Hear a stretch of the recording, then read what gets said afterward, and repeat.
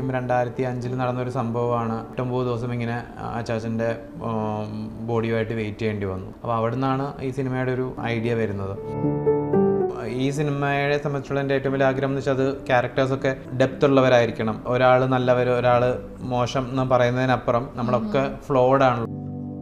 അല്ല, പഴയകാലത്തെ ക്ലാസിക്കുകളിൽ battle is between the good and the evil. അപ്പോൾ നമുക്ക് ഗുഡ് ജയിക്കണം എന്നാണ്. ആര് ജയിച്ചാലും ആര് തോറ്റാലും നമുക്ക് സങ്കടമാകും. എഴുതപ്പെടാത്ത കുറച്ച് നിയമങ്ങളുണ്ടായിരിക്കും. നമ്മൾ ഇങ്ങനെയൊക്കെ ജീവിക്കണം, ഇങ്ങനെയൊക്കെ ചെയ്യുന്നത് തെറ്റാണ്, ഇങ്ങനെയൊക്കെ ശരിയാണ്. ഇത്രയും ക്ലോസ് നെറ്റ് ആയിട്ടുള്ള ഫാമിലിയിൽ ഇത്രയധികം സീക്രട്സ് ഉണ്ടെന്നുള്ളത് അല്ലെ മകൻ വിചാരിക്കും ഭാര്യയെ പറ്റി എല്ലാം അറിയാം. കാരണം അവർ അത്രയും അടുത്താണ്, എല്ലാ ദിവസവും ഒരുമിച്ചാണ് ജീവിക്കുന്നത്. പക്ഷേ ഞാനും ചേച്ചിയും കൂടെ ഇങ്ങനെ ഇരുന്ന് സ്ക്രിപ്റ്റ് ഡിസ്കസ് ചെയ്യുമ്പോൾ ചേച്ചിക്ക് സ്ക്രിപ്റ്റിലെ എല്ലാം കൃത്യമായിട്ട് അറിയാം. ഏത് പേജിൽ എന്ത് വരുന്നു അല്ലെങ്കിൽ എവിടെ എന്ത് വരുന്നു എന്നൊക്കെ ഓരോ കാര്യം പറയുമ്പോഴും സ്വന്തം ജീവിതത്തിലെ ഒരു റെഫറൻസ് ഉണ്ടാവും.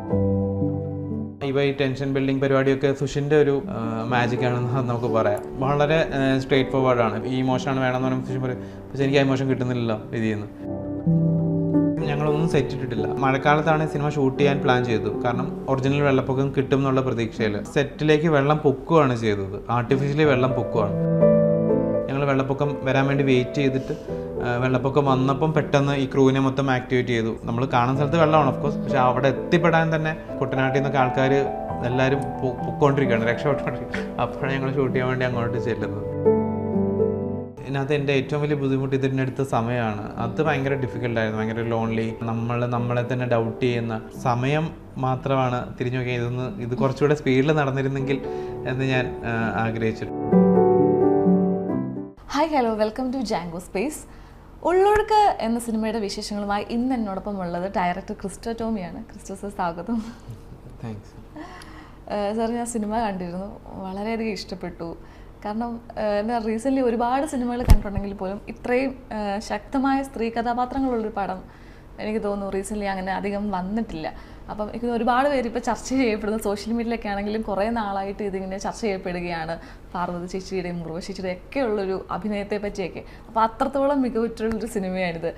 ഇപ്പോൾ ഈ പേര് സൂചിപ്പിക്കുന്നത് പോലെ തന്നെ ഇപ്പം ഉള്ളൊഴുക്ക് എന്നുള്ള തലക്കെട്ട്, അപ്പോൾ അതിനൊരു പേര് സൂചിപ്പിക്കുന്നത് പോലെ തന്നെ വളരെയധികം ഈ ഉള്ളൊഴുക്കുകളുള്ളൊരു പടമായിട്ട് തന്നെയാണ് എനിക്ക് ഫീൽ ചെയ്തത്. ഇപ്പോൾ അതിൻ്റെ എഡിറ്റിംഗ് ആയിക്കോട്ടെ, മ്യൂസിക് ആയിക്കോട്ടെ, എല്ലാത്തിലും ആ ഒരു ഉള്ളൊഴുക്ക് നമുക്ക് കാണാൻ സാധിക്കുന്നുണ്ട്. ഇപ്പം തുടക്കത്തിൽ തന്നെ എഡിറ്റിങ്ങിനെ പറ്റി പറയുവാണെങ്കിൽ, ഈ ഒരു സിനിമയുടെ എഡിറ്റിംഗ് ഞാൻ ശ്രദ്ധിക്കുമ്പോൾ അതിൽ ഭയങ്കര ജമ്പായിട്ടാണ് ഇതിൻ്റെ ഒരു എഡിറ്റിംഗ് പോയിരിക്കുന്നത്. ഭയങ്കരമായിട്ട് ഒരു സീനിൽ നിന്ന് മറ്റൊരു സീനിലേക്ക് പോയിക്കൊണ്ടിരിക്കുകയാണ്. പക്ഷേ ഈ ഒരു അണ്ടർലൈൻ കൂടെ അതിൻ്റെ ഒരു കാര്യങ്ങൾ, കഥ ഇങ്ങോട്ട് മുമ്പോട്ട് ഒഴുകി പോകുന്നുണ്ട്. ഇപ്പം നമ്മൾ ആ ഒരു സിനിമ കാണുമ്പോഴത്തേക്കിന് തുടക്കത്തിൽ ഒരൊറ്റ സീനിൽ ഒരു കാമുകൻ്റെയൊക്കെ കഥ പറയുന്നൊരു സീന്, അപ്പോൾ അതിൽ നിന്ന് നേരെ ജമ്പ് ചെയ്ത് ആ ഒരു നായികയുടെ കല്യാണത്തിലേക്കൊക്കെ പോകുന്നൊരു സീനാണ്. അപ്പം നമുക്ക് ഇതിനിടയിൽ വേറൊന്നും കാണിക്കുന്നില്ല, ഇപ്പോൾ അവരുടെ ലൈഫോ കാര്യങ്ങളോ ഒന്നും കാണിക്കുന്നില്ല. പക്ഷേ നമുക്കത് വളരെ വ്യക്തമായിട്ട് കഥ മനസ്സിലാവുന്നുണ്ട്. അപ്പോൾ ഒരു അണ്ടർലൈൻ ആയിട്ട് കഥ ഇങ്ങനെ നീങ്ങിക്കൊണ്ടിരിക്കുകയാണ്. അപ്പോൾ ആ ഒരു അതങ്ങനെ തന്നെ വളരെ ഇമ്പോർട്ടൻ്റ് ആയിട്ട് എനിക്ക് തോന്നി എഡിറ്റിങ്. അത് ശരിക്കും ഞങ്ങൾ എന്താണ് അങ്ങനെ അത് എഡിറ്റിംഗ് സമയത്ത് ഫിഗർ ഔട്ട് ചെയ്തൊരു കാര്യമാണ്. കാരണം ആ ഒരു ബാക്ക് സ്റ്റോറി പറയേണ്ടത് ആവശ്യമായിരുന്നു എന്ന് എനിക്ക് തോന്നി. അപ്പം ഞങ്ങളത് ഈവൻ പിന്നെയാണ് ഷൂട്ട് ചെയ്തതും, കാരണം ആദ്യത്തെ ഷെഡ്യൂൾ ബ്രേക്ക് ആയതിനു ശേഷം. പക്ഷെ തിരിച്ചു വന്ന എഡിറ്റിങ്ങിലാണ് അത് അങ്ങനെ ഒരു എന്താണ് ആ ഒരു കട്ട് ശരിക്കും ഞങ്ങൾ വർക്കൗട്ട് ചെയ്യുന്നത് എഡിറ്റിങ്ങിലാണ്. ഈവൻ എനിക്ക് തോന്നുന്നു ആദ്യം അത് സജസ്റ്റ് ചെയ്തതും എനിക്ക് തോന്നുന്നു പ്രൊഡ്യൂസേഴ്സാണ്. ഇവൻ്റെ പ്രൊഡ്യൂസേഴ്സ് ഹണി ത്രഹാൻ, അഭിഷേക് ശബ, അവർ രണ്ടും ഫിലിം മേക്കേഴ്സാണ്. അപ്പം അവരിലാരോ ഒരു സജഷനിൽ നിന്നാണ് ഞങ്ങൾ ആ കട്ടിലേക്ക് എത്തുന്നത്. പിന്നാണ് ആ കട്ട് ചെയ്ത് കഴിഞ്ഞപ്പോഴാണ് അതിനൊരു നമ്മൾ വിചാരിക്കാത്തൊരു ബ്യൂട്ടി ഉണ്ടെന്ന് നമുക്ക് മനസ്സിലാകുന്നത്. അപ്പം പിന്നെ ഞങ്ങളതിനകത്ത് വൈറ്റ് ഷോട്ട്സൊക്കെ ആദ്യം ഉപയോഗിച്ചിരുന്നു. പക്ഷേ ഇപ്പം ഈ പറഞ്ഞ ഒരു കാര്യത്തിൻ്റെ ഏറ്റവും ഇമ്പാക്റ്റ് കിട്ടാൻ വേണ്ടി അതൊരു ആ സീൻ തന്നെ, രണ്ടാമത് വരുന്ന സീൻ തന്നെ ഒരു സിംഗിൾ ഷോട്ടിലാണ് വരുന്നത്. അപ്പം അതിൻ്റെ വേറെ വൈറ്റ് ഷോട്ട്സും ഈ കുറച്ചുകൂടെ ഭംഗി കാണിക്കുന്ന ഷോട്ട്സ്, ആ സ്ഥലത്തിൻ്റെയും കുട്ടനാടിൻ്റെ ഒക്കെ ഭംഗി കാണിക്കുന്ന ഷോട്ട്സൊക്കെ ഉണ്ട് ശരിക്കും. പക്ഷെ അതൊന്നും ഉപയോഗിക്കാതെ ഞങ്ങൾ ആ ഒരു ക്യാരക്ടേഴ്സിൽ തന്നെ നിൽക്കാൻ തീരുമാനിക്കുകയായിരുന്നു. അപ്പോൾ അതിന് വേറൊരു തരത്തിലുള്ളൊരു ഇമോഷണൽ എൻഗേജ്മെൻറ്റ് കിട്ടും. അപ്പം അതൊക്കെ കുറേ കാര്യങ്ങളൊക്കെ എഡിറ്റിങ്ങിൽ നമ്മൾ എന്താണ് അങ്ങോട്ടും ഇങ്ങോട്ടും മാറ്റിയൊക്കെ ഫിഗർ ഔട്ട് ചെയ്ത കാര്യമാണ്. ഇപ്പോൾ 6 വർഷം മുമ്പ് എക്സിസ്റ്റ് ചെയ്യുന്നൊരു അപ്പം തൊട്ട് എക്സിസ്റ്റ് ചെയ്യുന്ന ഒരു തിരക്കഥയാണ്.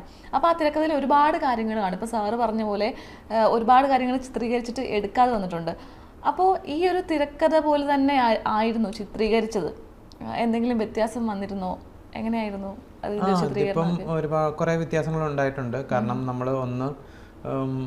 നമ്മൾ തിരക്കഥ എഴുതുന്നത് നമ്മൾ മുറിയിലിരുന്നിട്ട് ആ ഒരു എന്താണ് ലോകത്തിരുന്നിട്ടാണ്. ഓഫ് കോഴ്സ് എനിക്ക് ആ സ്ഥലം നന്നായിട്ട് അറിയാം. ഞാൻ ജനിച്ചു വളർന്ന വീടാണ്. അപ്പോൾ അതിൻ്റെ ഓരോ മുറിയും കാര്യങ്ങളൊക്കെ നമുക്കറിയാം. എൻ്റെ അമ്മയുടെ വീട്ടിൽ തന്നെയാണ് അത് ഷൂട്ട് ചെയ്യുന്നത്. അപ്പം ആ വീട്ടിൽ ശരിക്കും 2005 നടന്നൊരു സംഭവമാണ്. ഈ അച്ചാച്ചൻ മരിച്ചപ്പം വെള്ളം പൊങ്ങിയിട്ട് ഞാൻ കടക്കാൻ പറ്റിയില്ല. അപ്പോൾ 2005 ഞങ്ങളൊരു 8-9 ദിവസം ഇങ്ങനെ അച്ചാച്ചൻ്റെ ബോഡിയുമായിട്ട് വെയിറ്റ് ചെയ്യേണ്ടി വന്നു. അതിന് ശേഷമാണ് അടക്കാൻ പറ്റിയത്. അപ്പോൾ അവിടെ നിന്നാണ് ഈ സിനിമയുടെ ഒരു ഐഡിയ വരുന്നത്. അപ്പം അതിനുശേഷം ലൊക്കേഷൻ ഹണ്ടിങ്ങിൻ്റെ സമയത്തൊക്കെ എഴുതിയപ്പോൾ ഞാനങ്ങനെ വീട് ആലോചിച്ചിട്ട് തന്നെയാണ് എഴുതിയത്. പക്ഷേ ആ വീട്ടിൽ ഷൂട്ട് ചെയ്യുമെന്ന് ഞാൻ വിചാരിക്കുന്നില്ല. പക്ഷേ ലൊക്കേഷൻ ഹണ്ടിങ്ങിൻ്റെ സമയത്തൊക്കെ ഞങ്ങൾ ഒരുപാട് വീടുകൾ നോക്കി. കാരണം വെള്ളം കയറ്റാൻ പറ്റുന്ന അല്ലെങ്കിൽ വെള്ളം പെട്ടെന്ന് കയറുന്ന വീടുകൾ വേണമായിരുന്നു. നമുക്ക് കുറച്ച് ഉള്ളിലൊക്കെ കുറച്ച് സ്പേസ് ഉള്ള റൂംസ് വേണമായിരുന്നു. അപ്പം എൻ്റെ മനസ്സിലും ഒരു ചുമ്മാ ഒരു വീടായപ്പോൾ അതിൻ്റെ പുറകോട്ട് കുറേ സ്ഥലം ഉണ്ടാവണം, അവിടെ ഒരു പ്രൈവസി ഉണ്ടാവണം.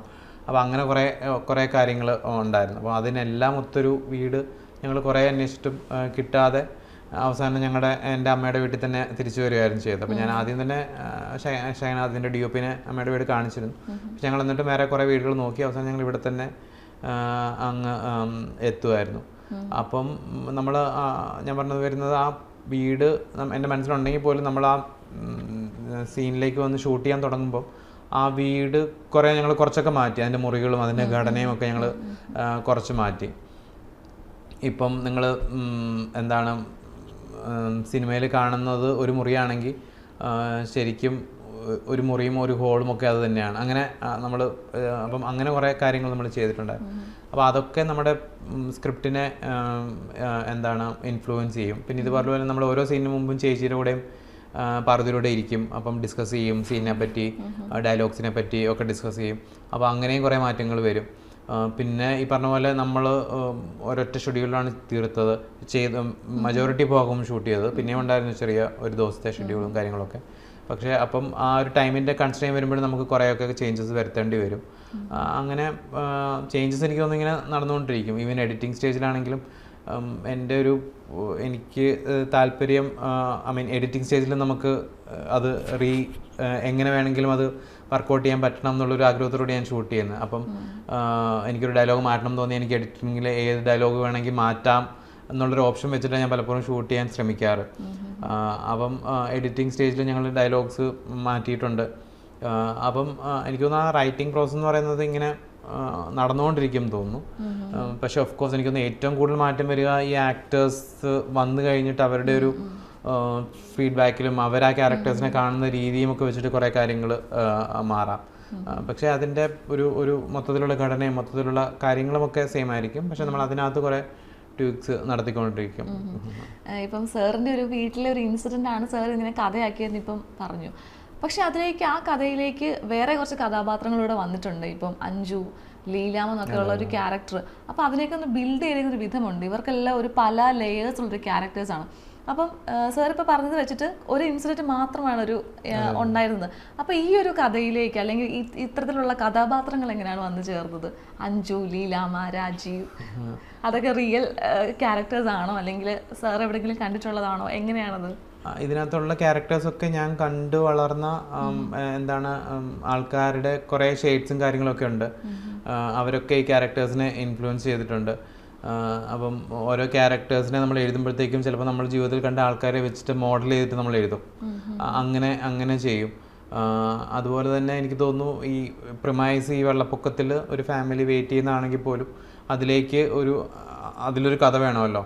അപ്പോൾ അങ്ങനെ കഥകൾ ഇപ്പം ഒരു എക്സ്റ്റെൻഡഡ് ഫാമിലിയിലും അല്ലെങ്കിൽ അങ്ങനെയൊക്കെ നമ്മൾ കേട്ട് മാറുന്ന കുറേ കഥകളുണ്ട്. ഇപ്പം ഈ ഒരു നമ്മുടെ ഫാമിലിയിലൊക്കെ നടക്കുന്ന കാര്യങ്ങളാണ്.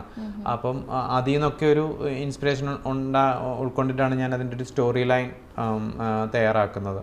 പിന്നെ അതിനകത്തും ഈ പറഞ്ഞ പോലെ ഒരുപാട് ഞാൻ ലാബുകളിലുണ്ടായിരുന്നു.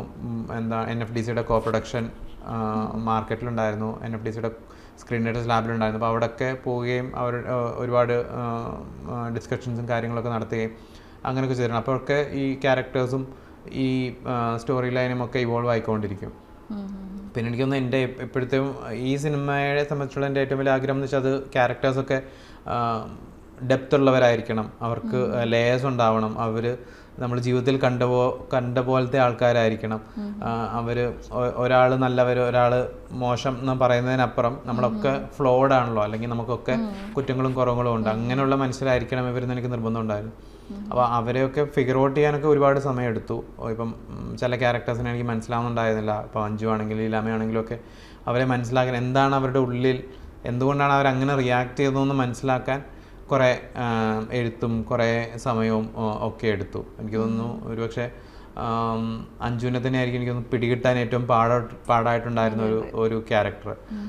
അപ്പം അതൊക്കെ എനിക്ക് തോന്നുന്നു എഴുതിയാണ് അത് നമ്മൾ എന്താണ് ആ ക്യാരക്ടർ ഇങ്ങനെ ഇവോൾവ് ആയിക്കൊണ്ടിരിക്കുന്നത്. സർ, നമ്മൾ ഈ സിനിമ കണ്ടപ്പം എനിക്ക് തോന്നിയൊരു കാര്യം, നമ്മൾ സിനിമയുടെ ഓരോ ടൈമിലും നമ്മുടെ ഈ ലോയൽറ്റി ഇങ്ങനെ ഫ്ലക്ച്വേറ്റഡ് ആയിക്കൊണ്ടിരിക്കുകയാണ്, അല്ലെങ്കിൽ അതിനെ ഇങ്ങനെ ചോദ്യം ചെയ്യുന്ന രീതി ഉള്ളൊരു സീൻസാണ്, അല്ലെങ്കിൽ കഥയാണ് മുമ്പോട്ട് പറഞ്ഞുകൊണ്ടിരിക്കുന്നത്. അപ്പോൾ അതിനൊരു എക്സാമ്പിൾ പറയുകയാണെങ്കിൽ വെട്രിമാരൻ സാറിൻ്റെ ഒരു സിനിമയുണ്ട് വടചെന്നൈ എന്ന് പറയുമ്പോൾ, അതിലിങ്ങനെ നമുക്ക് തോന്നും, ആ സിനിമ കാണുമ്പോഴും നമുക്ക് തോന്നും ഇതിലെ കഥാപാത്രങ്ങളോട് നമുക്ക് പലപ്പോഴും പല ആൾക്കാരോട് നമുക്ക് ലോയൽറ്റി തോന്നുന്നത്. ഇപ്പോൾ പല വില്ലന്മാർ കടന്നു വരുമ്പോഴത്തേന് ഓ ഇയാളാണ് പാവം, അല്ലെങ്കിൽ മറ്റൊരാളാണ് പാവം എന്നിങ്ങനെ നമ്മളെ മൈൻഡ് ഇങ്ങനെ ചേഞ്ച് ചെയ്തുകൊണ്ടിരിക്കും. ഇപ്പോൾ എനിക്ക് ഈ സിനിമയിലും എനിക്ക് അങ്ങനെയാണ് തോന്നിയത്. നമുക്ക് ആദ്യം എന്താ പറയുക, നമുക്കൊരു സ്നേഹവും അല്ലെങ്കിൽ അയ്യോ ഒരു പാവമാണല്ലോ എന്ന് തോന്നുന്നത് ചിലപ്പം ലീലാമ്മ എന്നുള്ളൊരു ക്യാരക്ടറിനോടായിരിക്കും. കുറച്ച് കഴിഞ്ഞ് അത് നേരെ മറിച്ച് അഞ്ജുവിലേക്ക് വരും. വീണ്ടും അത് ചേഞ്ച് ആയിട്ട് അഞ്ജുവിൻ്റെ അച്ഛൻ ക്യാരക്ടറിലേക്ക് വരും. ഓ അദ്ദേഹമാണല്ലോ പാവം, അദ്ദേഹത്തിൻ്റെ അല്ലെങ്കിൽ അങ്ങനത്തെ അങ്ങനെയാണോ എന്താ പ്രശ്നം, അങ്ങനെയൊക്കെ ഉള്ളതിലേക്ക് വരും. കുറച്ച് കഴിയുമ്പോൾ അമ്മയിലേക്ക് വരും. അപ്പോൾ ഇതിങ്ങനെ നമ്മുടെ ഈ ഒരു മൈൻഡ് ഇങ്ങനെ ചേഞ്ച് ചെയ്തുകൊണ്ടിരിക്കുകയാണ്. അപ്പോൾ അതിൻ്റെ ഒരു ജേർണി ഉണ്ടല്ലോ, അതും ഈ ഒരു സിനിമയിൽ ബോധപൂർവം അങ്ങനെ വെച്ചിരിക്കുന്നതാണോ ക്യാരക്ടേഴ്സിനെ?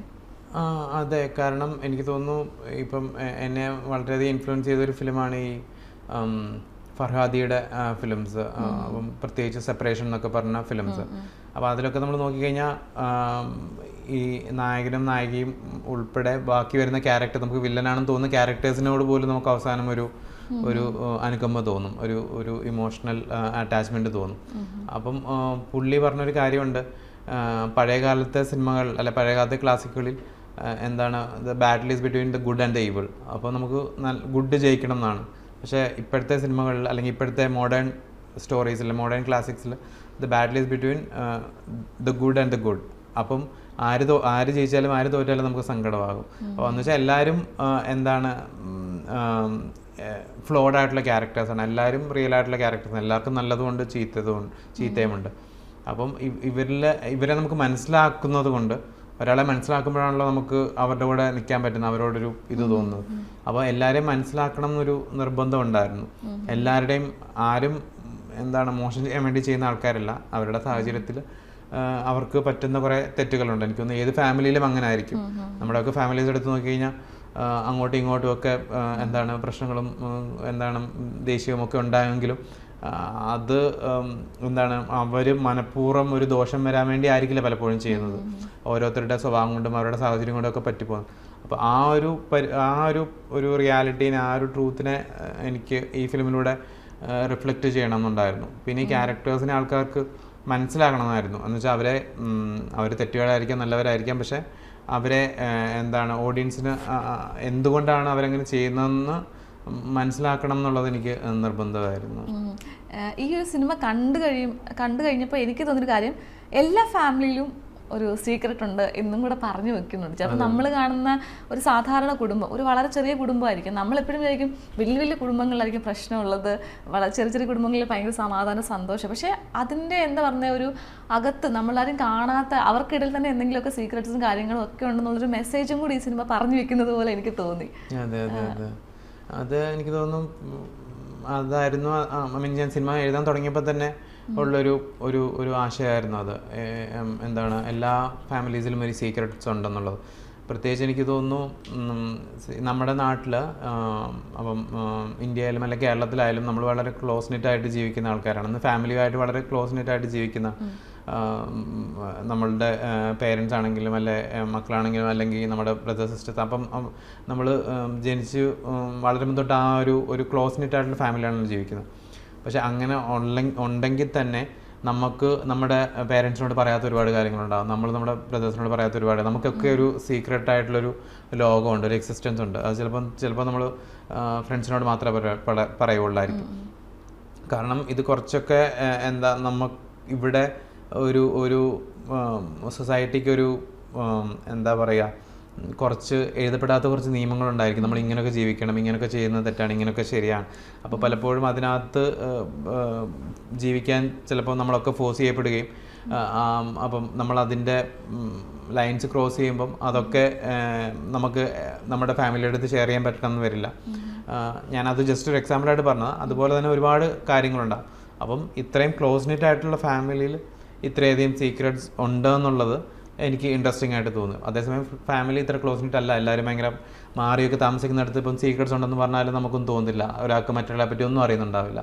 ഇവിടെ എന്താ സംഭവിക്കുന്നത്, ഇത്ര ക്ലോസ് നിറ്റ് ആയതുകൊണ്ട് അമ്മ വിചാരിക്കും മകനെ പറ്റി എല്ലാം അറിയാം, അല്ലെ മകൻ വിചാരിക്കും ഭാര്യയെ പറ്റി എല്ലാം അറിയാം.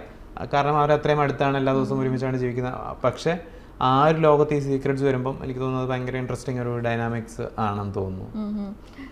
അതേപോലെ തന്നെ ഈ സിനിമ കണ്ടു കഴിയുമ്പോൾ എനിക്ക് തോന്നുന്നത് ഇതിനകത്ത് ഓരോ കഥാപാത്രങ്ങളും ഈ ഉള്ളൊഴുക്ക് എന്ന് പറയുന്ന തലക്കെട്ട് ഞാൻ മുമ്പേ സൂചിപ്പിച്ച പോലെ തന്നെ ഇതിലെ ഫീലിങ്സ് എല്ലാം നമ്മുടെ മനുഷ്യൻ്റെ ഉള്ളിലെ ഫീലിങ്സ് എവിടെയൊക്കെ തടഞ്ഞു വെക്കാൻ ശ്രമിക്കുന്നു അപ്പം തൊട്ടാണ് ഇതിന് പ്രശ്നങ്ങൾ ഉണ്ടായി തുടങ്ങുന്നത്. ഇപ്പോൾ അഞ്ജുവിൻ്റെ ക്യാരക്ടർ എന്ന് പറയുമ്പോൾ തന്നെ ആളുടെ ഫീലിങ്സ്, ലവ്, ഇമോഷൻസ് ഒക്കെ എവിടെ തൊട്ട് തടയപ്പെടുന്നോ അവിടെ തൊട്ടാണ് പ്രശ്നങ്ങൾ ഉണ്ടായി തുടങ്ങുന്നത്. ലീലാമ്മയുടെ അതുപോലെ തന്നെ, രാജീവൻ്റെ അതുപോലെ തന്നെ എല്ലാ കാര്യങ്ങളും നമ്മൾ എവിടെയാണോ നമ്മുടെ മനുഷ്യൻ്റെ ഫീലിങ്സിനെ അല്ലെങ്കിൽ നമ്മുടെ ആവശ്യങ്ങളെ തടഞ്ഞു വെക്കുന്നോ, അതായത് ഈ ഒഴുക്കിനെ തടഞ്ഞു വെക്കുക എന്ന് പറയത്തില്ലേ, എവിടെ തടഞ്ഞു വെക്കുന്നു അവിടെ മുതലാണ് പ്രശ്നങ്ങൾ, കോംപ്ലിക്കേഷൻസ് ഇങ്ങനെ കൂടിക്കൊണ്ടിരിക്കുന്നത്. അതും ഈ ഒരു കഥ പറയുമ്പോൾ എനിക്ക് വളരെയധികം കണക്റ്റഡായി. കുറേ കാര്യങ്ങൾ ഇങ്ങനെ സങ്കീർണതകൾ കയറി വരുന്നത് പലതും തടയപ്പെടുമ്പോഴാണെന്ന് തോന്നി പല സിറ്റുവേഷനിലും.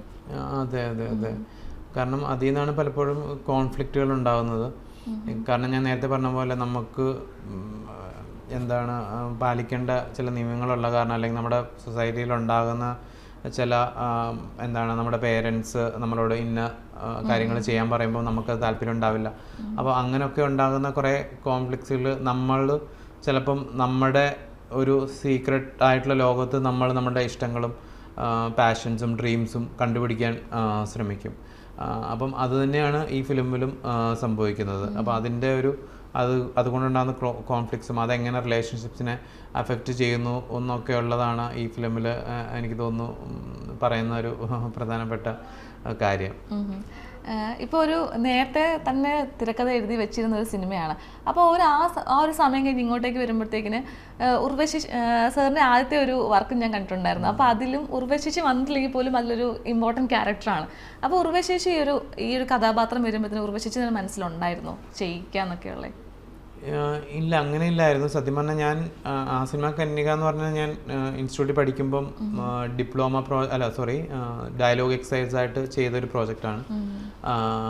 പക്ഷെ ഞാൻ ഈ സിനിമ എഴുതി തുടങ്ങിയപ്പോഴത്തേക്കും ഞാൻ വിചാരിച്ചിട്ടില്ല ഇത് ഇത്രയും വലിയ സ്കെയിലിൽ ഇത്രയും വലിയ ആക്ടേഴ്സിനോട് വർക്ക് ചെയ്യാൻ പറ്റും, ഇത്രയും വലിയൊരു പ്രൊഡ്യൂസർ ഉണ്ടാവും, നല്ല ക്രൂ ഉണ്ടാവും എന്നൊന്നും ഞാൻ ആലോചിച്ചിട്ടില്ല. നമ്മൾ ഇൻസ്റ്റിറ്റ്യൂട്ടിൽ നിന്ന് ഇറങ്ങുമ്പോൾ സിനിമ ചെയ്യണം, അപ്പം ഏറ്റവും ചെറിയ രീതിയിൽ ചെയ്യാം എന്നുള്ളൊരു വിചാരത്തിലാണ് എഴുതി തുടങ്ങുന്നത്.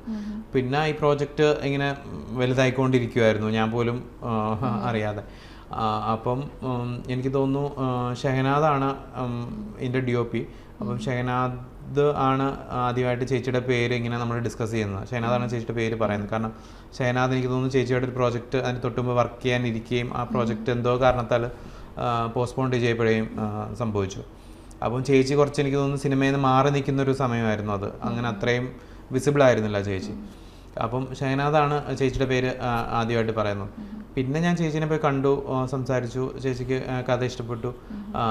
പിന്നെ ഇങ്ങനെ ചേച്ചിയുമായിട്ട് നിരന്തരം കോൺവെർസേഷൻസിൽ ഉണ്ടായിരുന്നു. പല കാരണം ഒരിക്കൽ ഞങ്ങൾ ഷൂട്ട് ചെയ്യാൻ പോയി, പ്രീ പ്രൊഡക്ഷൻ എല്ലാം നടത്തിയിട്ട് എനിക്കൊന്നൊരു 10 ദിവസം ഷൂട്ട് ചെയ്യാനുള്ളപ്പോഴാണ് കുറച്ച് പ്രശ്നങ്ങൾ കാരണം ഷൂട്ടിംഗ് നടന്നില്ല. പിന്നെ വീണ്ടും ശരിക്കും 1 വർഷം കഴിഞ്ഞിട്ടാണ് ഞങ്ങൾക്ക് വീണ്ടും പ്രോജക്റ്റ് മൗണ്ട് ചെയ്യാൻ പറ്റിയത്, വീണ്ടും ഷൂട്ടിംഗ് നടന്നത്. അങ്ങനെ ഒരുപാട് തടസ്സങ്ങളുണ്ടായിരുന്നു. പക്ഷേ ഈ പറഞ്ഞ പോലെ പാർവതി ഈ ഫിലിമിലേക്ക് വന്നപ്പോഴും പാർവതിക്കും ഏറ്റവും ഇമ്പോർട്ടൻ്റ് ഉള്ള ആരാണ് ഓപ്പോസിറ്റ് നിൽക്കുന്ന ഒരാളെന്നുള്ളതാണ്. കാരണം അവർ തമ്മിലുള്ളൊരു റിലേഷൻഷിപ്പാണല്ലോ സിനിമ മുഴുവൻ. അപ്പോൾ അത് പാർവതിക്കും ഭയങ്കര ഇമ്പോർട്ടൻ്റ് ആയി. അങ്ങനെ അവിടെ വെച്ച് പാർവതി അപ്പം ആ പാർവതിയോടുള്ള മീറ്റിങ്ങിൽ ഇങ്ങനെ ചേച്ചിയുടെ പേര് വഴി അപ്പം ചേച്ചി എന്ന് പറഞ്ഞപ്പോൾ തന്നെ ചേച്ചി എന്ന് പറഞ്ഞപ്പോൾ തന്നെ പാർവതി ഭയങ്കര എക്സൈറ്റഡ് ആയിരുന്നു. കാരണം പാർവതി ഒന്നും വർക്ക് ചെയ്തിട്ടില്ല. പിന്നെ പാർവതിക്ക് ഭയങ്കരധികം എന്താ പറയുന്നത് റെസ്പെക്റ്റോട് നോക്കി കാണുന്ന ആക്ടർ. അപ്പം പാർവതിക്ക് ഭയങ്കര എക്സൈറ്റഡ് ആയി. അപ്പം ഞങ്ങൾക്കും ഭയങ്കര ഹാപ്പിയായി. കാരണം ഇവർ രണ്ടുപേരും ഭയങ്കര എന്താണ് ഒരുമിച്ച് വരിക എന്ന് പറയുന്നത്. അങ്ങനെയാണ് ചേച്ചിയും വരുന്നത്. പിന്നെ ഈവൻ ഷൂട്ടിൻ്റെ സമയത്തൊക്കെ എന്താണ് ചേച്ചി സത്യം ഒരു യൂണിവേഴ്സിറ്റി പോലെയാണ്. കാരണം എനിക്ക് ഓർമ്മയുണ്ട്, ഈ ചേച്ചി പടം ചെയ്യാൻ തീരുമാനിച്ചു. അത് കഴിഞ്ഞിട്ട് എന്നോട് ഒരു ദിവസം ചെന്നൈയിൽ ചെല്ലാൻ പറഞ്ഞു, സ്ക്രിപ്റ്റ് ഒന്ന് ഡിസ്കസ് ചെയ്യാമെന്ന് പറഞ്ഞു. അപ്പോൾ എനിക്ക് ആദ്യം പേടിയുണ്ടായിരുന്നു എന്തൊക്കെ പറയാമെന്നുള്ളത്. അപ്പോൾ അവിടെ ചെന്ന് കഴിഞ്ഞ് ഞാനും ചേച്ചിയും കൂടെ ഇങ്ങനെ ഇരുന്ന് സ്ക്രിപ്റ്റ് ഡിസ്കസ് ചെയ്യുമ്പോൾ ചേച്ചിക്ക് സ്ക്രിപ്റ്റിലെ എല്ലാം കൃത്യമായിട്ട് അറിയാം. ഏത് പേജിൽ എന്ത് വരുന്നു അല്ലെങ്കിൽ എവിടെ എന്ത് വരുന്നു എന്നൊക്കെ ഇങ്ങനെ കൃത്യമായിട്ടുള്ള കാര്യങ്ങൾ പറയും. പിന്നെ ചേച്ചി ഓരോ കാര്യം പറയുമ്പോഴും പറയാനൊരു സ്വന്തം ജീവിതത്തിലെ ഒരു റെഫറൻസ് ഉണ്ടാവും. ചേച്ചി അനുഭവിച്ച കാര്യങ്ങളും കേട്ട കാര്യങ്ങളും ഒക്കെ ആയിട്ട് നമ്മുടെ മുന്നിലേക്ക് ഒരു ലോകം തുറന്നു വെച്ച ഫീലാണ്. അപ്പം അത് കഴിഞ്ഞിട്ട് ആ മീറ്റിംഗ് കഴിഞ്ഞ് വൈകുന്നേരം തിരിച്ചു പോകുമ്പോൾ എന്തൊക്കെയോ കുറേ നാളത്തെ ഒരു എന്താ പറയുന്നത് ഒരു കോഴ്സ് ചെയ്തിട്ട് വീട്ടിൽ പോകുന്ന പോലത്തെ ഒരു അനുഭവമായിരുന്നു. അപ്പം അങ്ങനെ ഭയങ്കര എന്താ പറയുക ഭയങ്കര ചേച്ചി എനിക്കത് എങ്ങനെ ഒരു വാക്കിൽ പറയണം എന്നറിയില്ല, അങ്ങനത്തെ ഒരു എക്സ്പീരിയൻസ് ആയിരുന്നു ചേച്ചിയുടെ. പക്ഷേ ഈവൻ സെറ്റിലായാലും ഇപ്പം ചിലർക്ക് ആ ഭാഷ പിടിക്കാൻ, ഇപ്പം വേറെ ക്യാരക്ടേഴ്സിൻ്റെ ഭാഷ കൃത്യമായിട്ട് സ്ലാങ് പഠിക്കാൻ ബുദ്ധിമുട്ടുണ്ടാവും. അപ്പോൾ ഞാൻ ചേച്ചിയുടെ അടുത്താണ് പറയുന്നത്, ചേച്ചി ഒന്ന് ഹെൽപ്പ് ചെയ്യണം എന്ന് പറയുമ്പോൾ ചേച്ചി അവരെ ഹെൽപ്പ് ചെയ്യും. ചേച്ചി ആരെ നമ്മളൊന്ന് ഇത് ചെയ്യാം. അപ്പം കോ ആക്ടേഴ്സിനൊക്കെ ബുദ്ധിമുട്ടിയാലും ചേച്ചിയാണ് അവരെ ഭയങ്കരമായിട്ട് മോട്ടിവേറ്റ് ചെയ്ത് ഭയങ്കരമായിട്ട് ഹെൽപ്പ് ചെയ്യുന്നത്. അങ്ങനെ ഭയങ്കര എല്ലാ തരത്തിലും എനിക്ക് ഭയങ്കര നല്ലൊരു എക്സ്പീരിയൻസ് ആയിരുന്നു ചേച്ചിയുടെ ആദ്യത്തെ സിനിമ തന്നെ. ഈ പറഞ്ഞ പോലെ ഇവരുടെ രണ്ടുപേരുടെയും കൂടെ വർക്ക് ചെയ്യാൻ പറ്റിയത്. ഇപ്പോൾ ഇതിൽ ഉർവശിയുടെ ക്യാരക്ടറിന് എല്ലാ ക്യാരക്ടേഴ്സിനും ഇപ്പോൾ സംസാരിച്ച പോലെ ലെയേഴ്സ് ഉള്ള ക്യാരക്ടേഴ്സാണ്. പക്ഷെ കുറേ കൂടെ എനിക്ക് എല്ലാവരും എവിടെയെങ്കിലുമൊക്കെ ഒന്ന് സാക്രിഫൈസ് ചെയ്തിട്ടുണ്ട്. ഇപ്പോൾ അഞ്ജു എന്നുള്ള ക്യാരക്ടർ, രാജീവ് എന്നുള്ള ക്യാരക്ടറൊക്കെ എവിടെയെങ്കിലും ഒന്ന് വിട്ടുവീഴ്ച ചെയ്തിട്ടുണ്ട് അവരുടെ ലൈഫിൽ. പക്ഷേ ഭയങ്കര സെൽഫിഷായിട്ട് എനിക്ക് തോന്നി ചിലപ്പോൾ ഉർവശിച്ച ക്യാരക്ടറായിരിക്കും. എല്ലായിടത്തും പിടിച്ചു വെച്ചേക്കുമാണ്, ഒന്നും വഴുതി പോവാതെ. അപ്പം ചേച്ചിയുടെ ഒരു ക്യാരക്ടറിൽ ഞാൻ കണ്ട കുറേ ഷെയ്ഡ്സാണ്. നല്ലൊരു കുടുംബിനിയാണ്. അതായത് ആൾ സ്വയം വിശ്വസിക്കുന്നത് എൻ്റെ ഒരു ഫാമിലി എന്ന് പറഞ്ഞാൽ അത്ര വലിയൊരു ഫാമിലിയാണ്, അല്ലെങ്കിൽ അവിടുത്തെ ഒരുപാട് സ്നേഹമുള്ള ഫാമിലിയാണെന്നൊക്കെ പറഞ്ഞ് ഒരു ഫാമിലിയെ ചേർത്ത് നിർത്തുന്ന ഒരു കുടുംബിനിയായിട്ട് എനിക്ക് തോന്നി. അതേപോലെ തന്നെ എന്തെങ്കിലും ഒരു കാര്യം സ്വന്തം അഭിപ്രായങ്ങളെ എതിർക്കുന്ന ആരെങ്കിലും ഉണ്ടെങ്കിൽ അവരെ പോലും എതിർത്ത് നിൽക്കുന്നൊരു ക്യാരക്ടറാണ്. സെൽഫിഷായിട്ട് ചിന്തിക്കുകയാണ്. ഇപ്പോൾ അതിലൊരു സിസ്റ്ററിൻ്റെ ക്യാരക്ടർ അത്രയും സ്നേഹമുള്ളതാണ് അവർ തമ്മിൽ. പക്ഷേ ഒരു സമയത്ത് ഉർവശിച്ച് എതിർക്കുമ്പോഴത്തേക്കിന് അവരെ പോലും എതിർക്കുകയാണ് ചെയ്യുന്നത്. പക്ഷെ അവിടെ എതിർക്കാതെ നിൽക്കുന്ന ഒരാളെ അഞ്ജു ആയിരിക്കും എന്ന് എനിക്ക് തോന്നി. അതായത് അഞ്ജു എന്ത് പറഞ്ഞാലും ഒരു പരിധി കൂടുതൽ ഉർവശിച്ച് എതിർക്കുന്നില്ല, ലീലാമ്മ എന്ന ക്യാരക്ടർ എതിർക്കുന്നില്ല. കാരണം ഒരു കുറ്റബോധം ആയിരിക്കാം, അഞ്ജുവിനോട് മാത്രമാണ് കുറേ കാര്യങ്ങൾ മറച്ചു വെച്ച അല്ലെങ്കിൽ എന്ന് പറയുന്നത് കുറേ തെറ്റ് ചെയ്തിട്ടുള്ളത് അഞ്ജുവിനോടാണ് തോന്നിയിട്ടായിരിക്കാം. അപ്പോൾ ഒരുപാട് സെൽഫിഷ് ആയിട്ടുള്ളൊരു ക്യാരക്ടറായിട്ട് എനിക്ക് തോന്നി ഉർവശിയുടെ ക്യാരക്ടർ. സെൽഫിഷ് അങ്ങനത്തെ വാക്ക് എനിക്ക് ഉപയോഗിക്കാൻ പറ്റുമോ അറിയില്ല. പക്ഷേ ഈ പറഞ്ഞ പോലെ വളരെയധികം ലേയേഴ്സ് വേണമെന്ന് എനിക്ക് നിർബന്ധമായിരുന്നു. അതുപോലെ തന്നെ ഞാൻ കണ്ട് വളർന്ന അല്ലെങ്കിൽ അറിയാവുന്ന ആൾക്കാരുടെ നിന്നൊക്കെ ഒരുപാട് കാര്യങ്ങൾ എടുത്തിട്ടുണ്ട് ചേച്ചിയിലേക്ക്. അപ്പോൾ എനിക്ക് തോന്നുന്നു ഞാൻ അവരെയൊന്നും കണ്ടിട്ടില്ല, എനിക്ക് അവരെയൊന്നും മനസ്സിലാക്കാൻ പറ്റിയില്ലായിരുന്നെങ്കിൽ എനിക്ക് ഇങ്ങനെ ചേച്ചിനെ ആ ക്യാരക്ടർ എഴുതാനും പറ്റില്ലായിരുന്നു. അപ്പം അതെന്തൊക്കെ കാര്യങ്ങൾ ഇപ്പോൾ എനിക്ക് കൃത്യം പറയാൻ പറ്റില്ല. പക്ഷേ ഈ പറഞ്ഞ പോലെ എന്താ പറയുക, ഇപ്പം നമ്മൾ ജസ്റ്റ് ഒരു ക്യാരക്ടർ ചെയ്യുന്നൊരു കാര്യം മാത്രം പറയുമ്പോൾ ചിലപ്പോൾ നമുക്ക് അവരോട് ദേഷ്യമോ ചിലപ്പോൾ നമുക്ക് അവരോട് ഇഷ്ടക്കേടോ ഒക്കെ തോന്നുമായിരിക്കും. പക്ഷേ അവരെ മനസ്സിലാക്കി കഴിഞ്ഞാൽ അവർ നമുക്ക് അവരോടും പാവം തോന്നും. അപ്പം അതാണെന്ന് തോന്നുന്നു. അപ്പം ഈ പറഞ്ഞതുപോലെ എൻ്റെ ചുറ്റും ഉള്ള കുറേ ആൾക്കാരെ അടുത്തറിഞ്ഞുകൊണ്ടാണ് എനിക്ക് ചേച്ചിയുടെ ക്യാരക്ടറും അത്രയും ഡെപ്തോടുകൂടി എഴുതാൻ പറ്റിയത്. ഇതിൽ തോമസ് ഊട്ടി എന്ന് പറഞ്ഞ ക്യാരക്ടർ ഉണ്ട്.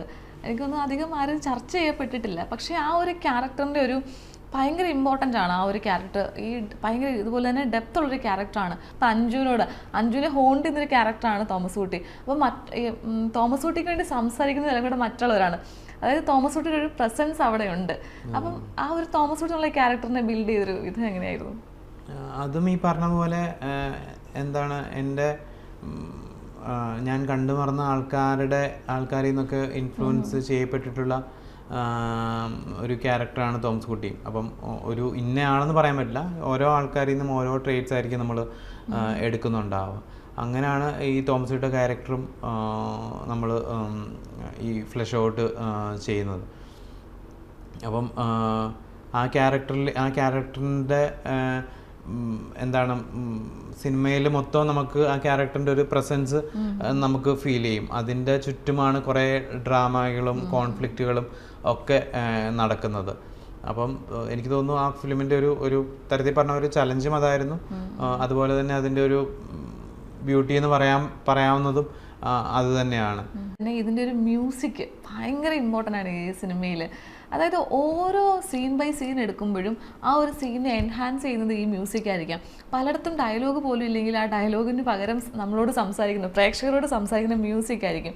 പലയിടത്തും ചാർജ് ചെയ്ത് വരുന്നുണ്ട്. അപ്പോൾ ഇതെല്ലാം മ്യൂസിക് ഭയങ്കര ഇമ്പോർട്ടൻ്റ് ആണ്. ചില സമയത്ത് നമ്മൾ കണ്ടുകൊണ്ടിരിക്കുമ്പോൾ ഈ മൂവിക്ക് ഒരു ഹൊറർ ഷെയ്ഡ് വരുന്നുണ്ട്. ആ ഒരു രീതിയിലാണ് മൂവി ചിലപ്പോൾ നമ്മളെ കൊണ്ടുപോകുന്നത്. അപ്പം മ്യൂസിക് ഭയങ്കര ഇമ്പോർട്ടൻ്റ് ആയിട്ട് തോന്നി. അപ്പം അതിലെന്തൊക്കെ അല്ലെങ്കിൽ ഇങ്ങനെ തന്നെ വേണം എന്നൊക്കെയുള്ളൊരു ഇതുണ്ടായിരുന്നോ സാറിന്? നിർബന്ധം ഉണ്ടായിരുന്നോ ഇങ്ങനത്തെയൊക്കെ മ്യൂസിക് തന്നെ വേണമെന്നുള്ളത്? ഇല്ല, ഞാനങ്ങനെ ഒരുപാട് അതിനെപ്പറ്റി ആലോചിച്ചിട്ടില്ല സുഷിൻ്റെ അടുത്ത് ചെല്ലുന്നിടം വരെ. ഈവൻ ഫോർ എക്സാമ്പിൾ ഞങ്ങൾ എഡിറ്റ് ചെയ്യുമ്പോഴും എൻ്റെ എഡിറ്റർ കിരൺ അങ്ങനെ മ്യൂസിക് വെച്ചിട്ട് അല്ല എഡിറ്റ് ചെയ്യാറ്. അപ്പോൾ ചില എഡിറ്റേഴ്സൊക്കെ ഒരുപാട് എഡിറ്റേഴ്സും മ്യൂസിക് വെച്ചിട്ടാണ് എഡിറ്റ് ചെയ്യുന്നത്. അപ്പം അതിൻ്റെ ഇമ്പാക്റ്റും കാര്യങ്ങളൊക്കെ മനസ്സിലാക്കാൻ വേണ്ടി അങ്ങനെ ചെയ്യുന്നത്. കിരൺ കുറച്ചുകൂടെ ഈ ഷോർട്സും പെർഫോമൻസും മാത്രം നോക്കിയിട്ടാണ് എഡിറ്റ് ചെയ്യുന്നത്. പിന്നെ മ്യൂസിക്കിനുള്ളൊരു സ്പേസ് അവിടെ ഇടുകയാണ് ചെയ്തത്. പിന്നെ മ്യൂസിക് വന്നിട്ട് വീണ്ടും എഡിറ്റ് ചെയ്യാം എന്നുള്ളൊരു രീതിയിൽ. അപ്പം സുഷിൻ ഞാനെടുക്കുന്ന ആദ്യമായിട്ട് സുഷിനെ കാണുന്ന കുമ്പളങ്ങിയുടെ സമയത്താണ്. JD ആണ് ആദ്യമായിട്ട് സുഷിൻ്റെ പേര് എൻ്റെ അടുത്ത് പറയുന്നത്. JD എന്ന് വെച്ചാൽ ജയദേവൻ, ഇതിൻ്റെ സൗണ്ട് ഡിസൈനർ. JD ഇൻസ്റ്റിറ്റ്യൂട്ടിൽ പഠിച്ചതാണ്. പക്ഷേ എനിക്ക് ഇൻസ്റ്റിറ്റ്യൂട്ടിൽ നിന്ന് അറിയില്ല, കാരണം എൻ്റെ ഒരുപാട് നാൾ സീനിയർ ആയിരുന്നു. ഞാൻ ഇവിടെ വന്നിട്ടാണ് JDനെ മീറ്റ് ചെയ്യുന്നത്. അപ്പോൾ JD ആണ് ആ സമയത്ത് JD കുമ്പളങ്ങി നൈറ്റ്സ് വർക്ക് ചെയ്യുമ്പോൾ സുഷിൻ്റെ പേര് ആദ്യമായിട്ട് പറയുന്നത്. എന്നിട്ട് ഞാൻ സുഷിൻ്റെ ഇപ്പം വീട്ടിൽ ചെന്ന് സുഷിനെ മീറ്റ് ചെയ്യുന്നു. എന്നിട്ട് കഥ പറഞ്ഞു. അപ്പം സുഷിന് ഇഷ്ടപ്പെട്ടു. പിന്നെ ഈ പറഞ്ഞ പോലെ പല കാരണങ്ങളാൽ പ്രോജക്റ്റ് നീണ്ടുപോയി, കോവിഡ് വന്നു. അതിനുശേഷം എല്ലാം കഴിഞ്ഞിട്ട് ഫസ്റ്റ് കട്ടായിട്ടാണ് ഞാൻ സുഷിൻ്റെ അടുത്ത് ചെല്ലുന്നത്. അപ്പം അപ്പോഴാണ് സുഷിൻ ശരിക്കും അതിലേക്ക് ഇന്നാവും. പിന്നെ ഞാനും അങ്ങനെ ഒരുപാട് റെഫറൻസ് വെച്ചിട്ട് എഡിറ്റ് ചെയ്യാറില്ല. ഈവൻ ഈ പ്രിവ്യൂ കാണിക്കുമ്പോഴും ഒക്കെ അങ്ങനെ ഒരുപാട് റെഫറൻസുകൾ ഞാൻ വെക്കാറില്ല. അപ്പം സുഷിൻ്റെ അടുത്ത് ചെല്ലുമ്പോൾ വളരെ കുറച്ച് റെഫറൻസുകളുണ്ട്. പക്ഷേ സുഷിൻ്റെ അവിടെ നിന്നാണ് ഇപ്പം നിങ്ങൾ കാണുന്ന ഒരു രീതിയിലേക്ക് കാര്യങ്ങൾ എത്തുന്നത്. അപ്പം ഈ ടെൻഷൻ ബിൽഡിങ് പരിപാടിയൊക്കെ സുഷിൻ്റെ ഒരു എന്താണ് മാജിക് ആണെന്ന് നമുക്ക് പറയാം. പിന്നെ അതിനകത്ത് കുറച്ച് കോംപ്ലിക്കേറ്റഡ് ആയിട്ട് കാര്യങ്ങളുണ്ട്. ഒന്ന്, നമ്മളൊരു സീനിലേക്ക് ചെല്ലുമ്പോഴത്തേക്കും ആരുടെ കൂടെ നിൽക്കണം എന്നുള്ളൊരു കൺഫ്യൂഷൻ പലപ്പോഴും ഉണ്ട്. അപ്പോൾ നമുക്ക് സ്ക്രീനിൽ ഓഫ് കോഴ്സ് രണ്ടുപേരെയും കാണാം, അഞ്ജുനെയും ലീലാമനെയും കാണാം. പക്ഷേ ഈ മ്യൂസിക് ആരുടെ കൂടെ നിൽക്കണം, ആരുടെ ഇമോഷനാണ് നമ്മൾ ഓഡിയൻസിൽ കൊടുക്കേണ്ടത്. അപ്പോൾ ഒരാൾക്ക് ടെൻഷൻ ആണെങ്കിൽ മറ്റേ ആൾക്ക് സ്നേഹമായിരിക്കും, ഒരാൾക്ക് പേടിയാണെങ്കിൽ മറ്റേ ആൾക്ക് വിഷമമായിരിക്കും. അപ്പോൾ ഏത് മ്യൂസിക് വേണം എന്നുള്ളൊരു അങ്ങനത്തെ കുറേ ഡിസ്കഷൻസ് നടന്നിട്ടുണ്ട്. അപ്പം ചില മ്യൂസിക് നമുക്ക് നോക്കിയാൽ അറിയാം, സെക്കൻഡ് ഹാഫിലൊക്കെ ചില സമയത്ത് ഒന്നീന്ന് തുടങ്ങി അത് ഇമോഷണലായി മാറി വീണ്ടും പേടിയിലേക്ക് മാറി അങ്ങനെയൊക്കെ പോകുന്ന പല പരിപാടികളുമുണ്ട്. അപ്പോൾ അതൊക്കെ സുഷിൻ്റെ ഒരു പരിപാടിയാണ്. അപ്പം സുഷിൻ്റെ കൂടെ കുറേ നമ്മൾ ഡിസ്കസ് ചെയ്യും, ചെയ്തതിന് ശേഷം ഡിസ്കസ് ചെയ്യും, അതിൻ്റെ ഇമോഷൻസ് ഡിസ്കസ് ചെയ്യും. സുഷിൻ്റെ ഏറ്റവും വലിയ പ്ലസ് എന്ന് പറഞ്ഞാൽ എനിക്ക് തോന്നുന്നു വളരെ സ്ട്രേറ്റ് ഫോർവേഡാണ്. ഇപ്പോൾ ഒരു സീൻ കൊണ്ട് വെച്ചിട്ട് ഞാൻ പറയും ഇത് ഈ ഇമോഷനാണ് വേണമെന്ന് പറയുമ്പോൾ സുഷിൻ പറയും പക്ഷേ എനിക്ക് ആ ഇമോഷൻ കിട്ടുന്നില്ലല്ലോ ഇത് ചെയ്യുന്നു. അപ്പം പിന്നെ അത് ചെയ്താൽ എങ്ങനെ വർക്കാവും? അപ്പോൾ നമ്മൾ ഇല്ലാത്ത ഇമോഷൻ വെറുതെ പുഷ് ചെയ്യുന്ന പോലെ ആയിരിക്കും. അപ്പം ഞങ്ങൾ വീണ്ടും ചിലപ്പം തിരിച്ച് എഡിറ്റിംഗ് ടേബിളിൽ പോകും, അല്ലെങ്കിൽ ഒന്നുകൂടെ ആലോചിക്കും ആ സീനിനെ പറ്റി, ഒന്നുകൂടെ തിങ്ക് ചെയ്യും. അങ്ങനെയാണ്. അപ്പം ഒരു സീനിൻ്റെ ഇമോഷൻ എന്താണെന്ന് ഉള്ളൊരു ജഡ്ജ്മെൻറ്റ് പലപ്പോഴും ഞാൻ സുഷിനെ ഡിപ്പെൻഡ് ചെയ്തിട്ടുണ്ട്. കാരണം എഡിറ്റ് ചെയ്യുമ്പോൾ നമ്മൾ ആ റഷായിട്ട് കുറേ നാൾ കണ്ടു, ഞാൻ തന്നെയാണ് ഷൂട്ട് ചെയ്തത്. അപ്പം എഡിറ്റിംഗ് സമയത്ത് നമ്മളിത് കുറേ നാൾ കാണുന്നുണ്ട്. അപ്പം സുഷിനൊരു ഫ്രഷ് പെയർ ഓഫ് ഐസ് ആണ്. പിന്നെ ഈ പറഞ്ഞ സുഷിൻ്റെ ഇമോഷണൽ ജഡ്ജ്മെൻറ്റ്സ് ഒക്കെ പലപ്പോഴും വളരെ കറക്റ്റായിട്ട് എനിക്ക് തോന്നിയിട്ടുണ്ട്. അപ്പം അങ്ങനെ സുഷിൻ്റെ ഒരു മ്യൂസിക് ഇതിനെ ഭയങ്കരമായിട്ട് ഫിലിമിനെ ഭയങ്കരമായിട്ട് എലിവേറ്റ് ചെയ്തിട്ടുണ്ട്. എനിക്ക് ഓർമ്മയുണ്ട്, ഞാൻ സുഷിൻ്റെ മ്യൂസിക് കഴിഞ്ഞിട്ട് നമ്മൾ വീണ്ടും എഡിറ്റ് ചെയ്തു. എന്നിട്ട് ഇത് പ്രൊഡ്യൂസേഴ്സിന് അയച്ചു കൊടുത്ത സമയത്ത് അപ്പോഴാണ് അവർക്ക് ആ ഫിലിം ഭയങ്കരമായിട്ടൊരു അതിൻ്റെ ഒരു ഇമ്പാക്റ്റ് ഭയങ്കരമായിട്ട് കിട്ടിയത്. അപ്പോഴാണ് അവർ പറഞ്ഞ മ്യൂസിക് ഭയങ്കരമായിട്ട് ഫിലിമിനെ എലിവേറ്റ് ചെയ്തിട്ടുണ്ടെന്ന്. ബോത്ത് രണ്ട് സൈഡിലുള്ള പ്രൊഡ്യൂസേഴ്സിനും ഭയങ്കരമായിട്ട് മ്യൂസിക് ഭയങ്കരമായിട്ട് വർക്കായി. അപ്പം അത് എനിക്ക് തോന്നുന്നു സുഷിൻ്റെ ഒരു അതെ മാജിക്കാണെന്ന് നമുക്ക് പറയാം. സത്യമായിട്ടും. കാരണം നമുക്ക് ആ ക്യാരക്ടേഴ്സിൻ്റെ ആ സിറ്റുവേഷൻ്റെ ഇപ്പം അമർഷമാണെങ്കിൽ അമർഷം, വിഷമം, സങ്കടം, ദേഷ്യം, എല്ലാ ഫീലിങ്സും നമുക്ക് ആ ഒരു മ്യൂസിക്കിലൂടെ ആയിരിക്കും നമ്മളിലേക്ക് കൂടുതലും എത്തിക്കുന്നത്. ഓഫ് കോഴ്സ് ഡയലോഗ്സ് ഉണ്ട്, എങ്കിൽ പോലും അതിനെ എൻഹാൻസ് ചെയ്യുന്നത് മ്യൂസിക് ആയിരിക്കും. ഇപ്പം ഇതിൻ്റെ ഡയലോഗ്സിൻ്റെ കാര്യം വരുമ്പോഴത്തേക്കിന് ഇപ്പോൾ ഇതിൻ്റെ ഒരു മ്യൂസിക്കിൻ്റെ ഒരു കാര്യമാണ് പറയാം. ഇപ്പം മ്യൂസിക് സാധാരണ സുഷിൻ്റെ പടം നമ്മൾ കണ്ടിട്ടുണ്ട്. അപ്പം ഞാൻ സുഷിൻ്റെ അടുത്ത് ചെല്ലുമ്പം സുഷിൻ ആദ്യം വിചാരിച്ചിട്ടുണ്ട് ഇതിനകത്ത് വളരെ കുറച്ച് മ്യൂസിക് ഉണ്ടാവുള്ളൂ എന്നുള്ള തരത്തിലാണ് ഇത് ചെയ്യാൻ തുടങ്ങുന്നത്. പിന്നെ ചെയ്ത് തുടങ്ങിയപ്പോഴാണ് മനസ്സിലായത്, ഞാൻ പറയും ഇവിടെ മ്യൂസിക് വേണം, അപ്പോഴത്തേക്ക് സുഷിൻ പറയും ഇവിടെ ആവശ്യമില്ല. അപ്പം അങ്ങനെയായിരുന്നു. പിന്നെ സുഷിനാണ് പറയാറ് ഇവിടെ മ്യൂസിക് ആവശ്യമില്ല. അപ്പം ഞാൻ പറയില്ല, ഓഡിയൻസിന് ഇമോഷൻ കിട്ടണ്ടേ. അപ്പോൾ സുഷിൻ ഓൾറെഡി അത് കിട്ടുന്നുണ്ട്, നമ്മളത് വീണ്ടും പുഷ് ചെയ്യേണ്ട ആവശ്യമില്ല. അങ്ങനെ അപ്പം സുഷിന് ആ സൈലൻസുകളുമൊക്കെ ചില സമയത്ത് സുഷിൻ പറയും ഇവിടെ വേണ്ട, ഒന്നും ആ സൈലൻസിൽ നമുക്ക് പോവാം. അങ്ങനെയൊക്കെ എന്താണ് ഞാൻ പറഞ്ഞാൽ അതും സുഷിൻ്റെ സൈഡിൽ നിന്ന് വന്നിട്ടുണ്ടെന്ന് പറഞ്ഞാൽ മ്യൂസിക് കേൾക്കുന്ന ഭാഗത്ത് മാത്രമല്ല, ഈവൻ സൈലൻസുകൾ പോലും ചിലപ്പം സുഷിനാണ് പറയുന്നത് ഇവിടെ ഇതായിരിക്കും നല്ലത് എന്ന് പറയുന്നത്. ഒരു കംപ്ലീറ്റ് മ്യൂസിക് ഡയറക്ടർ തന്നെയായിരുന്നു അല്ലേ? ഓക്കെ. ഇപ്പോൾ ഇതിൻ്റെ ഒരു ഡയലോഗ്സിലേക്ക് വരുമ്പോഴത്തേക്കിന് ഇതിൻ്റെ ഒരു കഥാന്തരീക്ഷം അങ്ങനെയുള്ളൊരു കഥാന്തരീക്ഷമാണല്ലോ. അതായത് വാട്ടർ ഫ്ലഡൊക്കെ ആയിട്ട് കിടക്കുന്നു. അപ്പോൾ അധികം ക്യാരക്ടേഴ്സ് നമുക്ക് ഇൻക്ലൂഡ് ചെയ്യാൻ പറ്റത്തില്ല, അതിനൊരു ലിമിറ്റഡ് ആണ്. അപ്പോൾ ഈ ക്യാരക്ടേഴ്സ് കുറയുമ്പോഴത്തേന് സിറ്റുവേഷൻ വളരെ ഇൻറ്റൻസ്ഡായിട്ടാണ് പോകുന്നത്. അവരുടെ ഇടയ്ക്ക് നടക്കുന്ന സംഭാഷണങ്ങളും ഡയലോഗ്സും ഒക്കെ വളരെ ഷാർപ്പായിരിക്കും. ഇത്ര ഒരു ടൈമിനുള്ളിൽ ആ സംഭാഷണങ്ങൾ അവസാനിച്ച് അങ്ങനെ പോകുന്നതായിട്ട് എനിക്ക് തോന്നിയിട്ടുണ്ട്. നമ്മൾ കുറേ കൂടി ഇൻവോൾവ് ആവും ഓരോ ക്യാരക്ടേഴ്സിലും, അത്രത്തോളം ഷാർപ്പാണ് ഡയലോഗ്സ്. അപ്പോൾ ഈ തിരക്കഥയിൽ എന്തായാലും സാറ് കുറേ എന്തായാലും മാറ്റങ്ങൾ ഓഫ് കോഴ്സ് വരുത്തിയിട്ടുണ്ടാവാം. സിനിമയുടെ കൊമേഴ്ഷ്യൽ എലമെൻറ്റ് അല്ലെങ്കിൽ എല്ലാ കാര്യങ്ങളൊക്കെ വരുമ്പോഴത്തേക്കിനും കുറേ ചേഞ്ചസ് ഉണ്ടാവും. അപ്പം ഡയലോഗ്സ് ഒക്കെ അങ്ങനെ തന്നെ ആയിരുന്നു, അതോ കുറേയൊക്കെ കുറച്ചോ എങ്ങനെയായിരുന്നു സിനിമയിലേക്ക് വന്നപ്പോഴത്തേക്കിനും? സിനിമയിലേക്ക് വന്നപ്പോൾ ഡയലോഗ്സ് മാറ്റിയിട്ടുണ്ട്. ഈ പറഞ്ഞ പോലെ ഒന്ന് നമ്മളുടെ ക്യാരക്ടേഴ്സ് പറയുമ്പോൾ കുറച്ചുകൂടെ ഒരു റിയലിസ്റ്റിക് ആയിട്ട് പറയണമല്ലോ. അപ്പോൾ അവർക്ക് ചില ഡയലോഗ്സ് പറയുമ്പോൾ കുറച്ച് ഫോഴ്സ്ഡ് ആയിട്ട് തോന്നാം. അപ്പോൾ നമ്മളെ ഡയലോഗ് മാറ്റും. പിന്നെ ചേച്ചിയാണെങ്കിലും പറയും ചിലപ്പം ഇന്ന ഡയലോഗ് ആഡ് ചെയ്തത് നന്നായിരിക്കും എന്ന് പറയും. ഫോർ എക്സാമ്പിൾ ഈ സീൻ തുടങ്ങുമ്പോൾ ഞാൻ ചിലപ്പം ഓൺ ദ പോയിന്റ് ഡയലോഗ്സിലായിരിക്കും തുടങ്ങുക. പക്ഷെ അതിന് പകരം വേറെ എന്തെങ്കിലും ഒരു ക്യാഷ്വൽ ചോദ്യം ചോദിച്ചുകൊണ്ട് തുടങ്ങിക്കഴിഞ്ഞാൽ ചിലപ്പോൾ നന്നായിരിക്കും എന്ന് ചേച്ചി പറയും.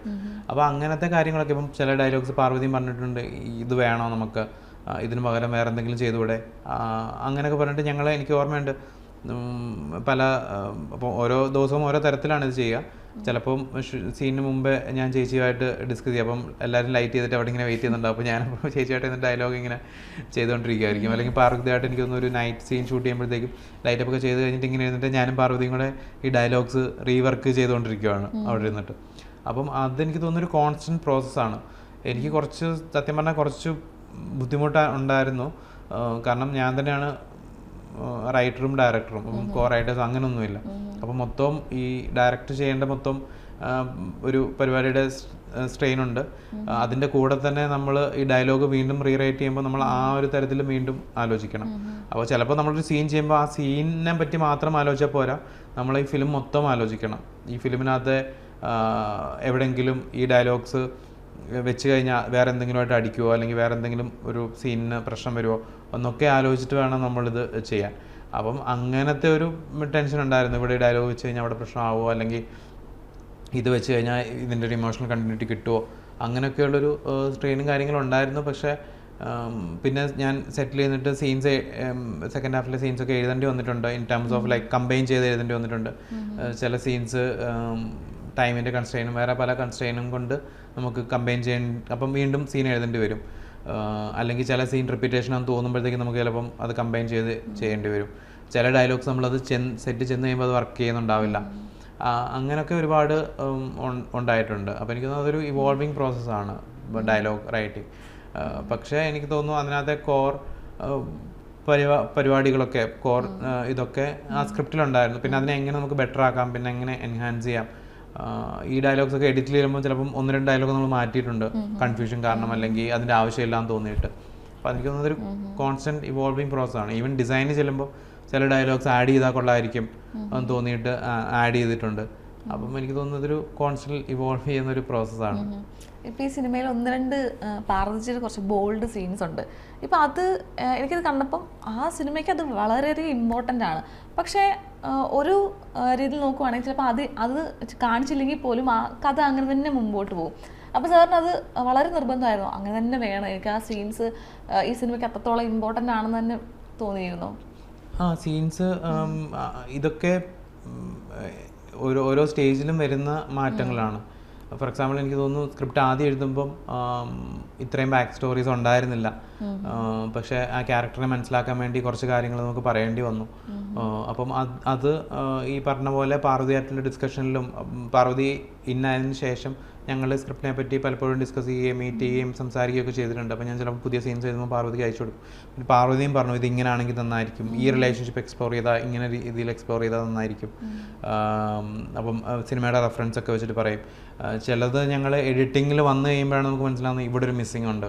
അപ്പം ഇവിടെ ഈ സീൻ കൂടെ വന്നാൽ അതിന് കുറച്ചുകൂടി ഒരു ഇമ്പാക്റ്റ് കിട്ടും, കാരണം ഇത് കഴിഞ്ഞിട്ട് ഇതാണ് സംഭവിക്കുന്നത്.